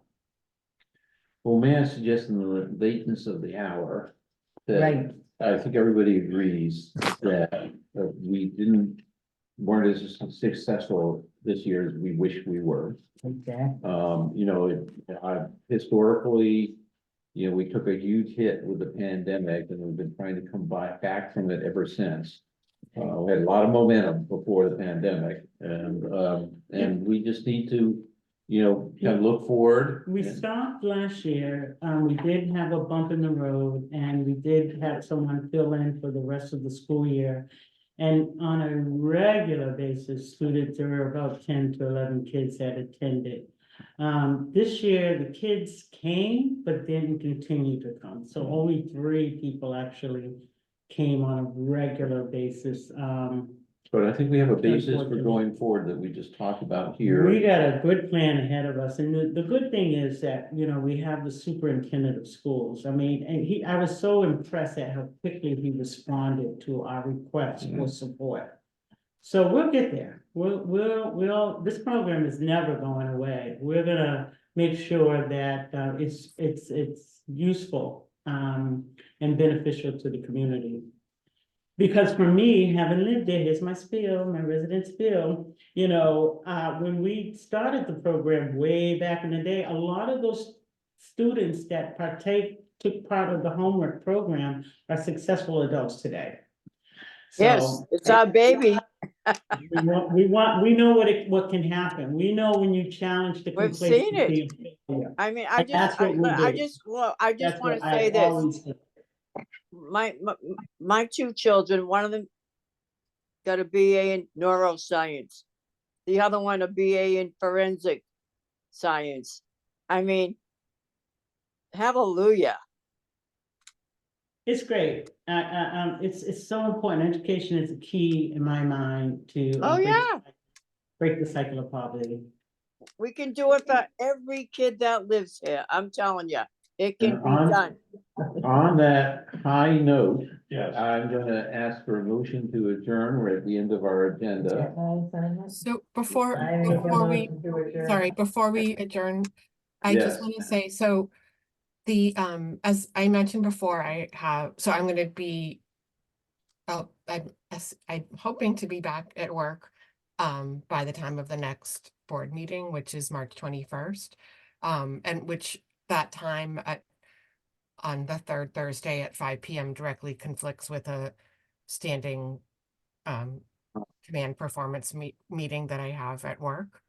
So I guess I'm just wondering, What time can you make, do you think? Or date and time here?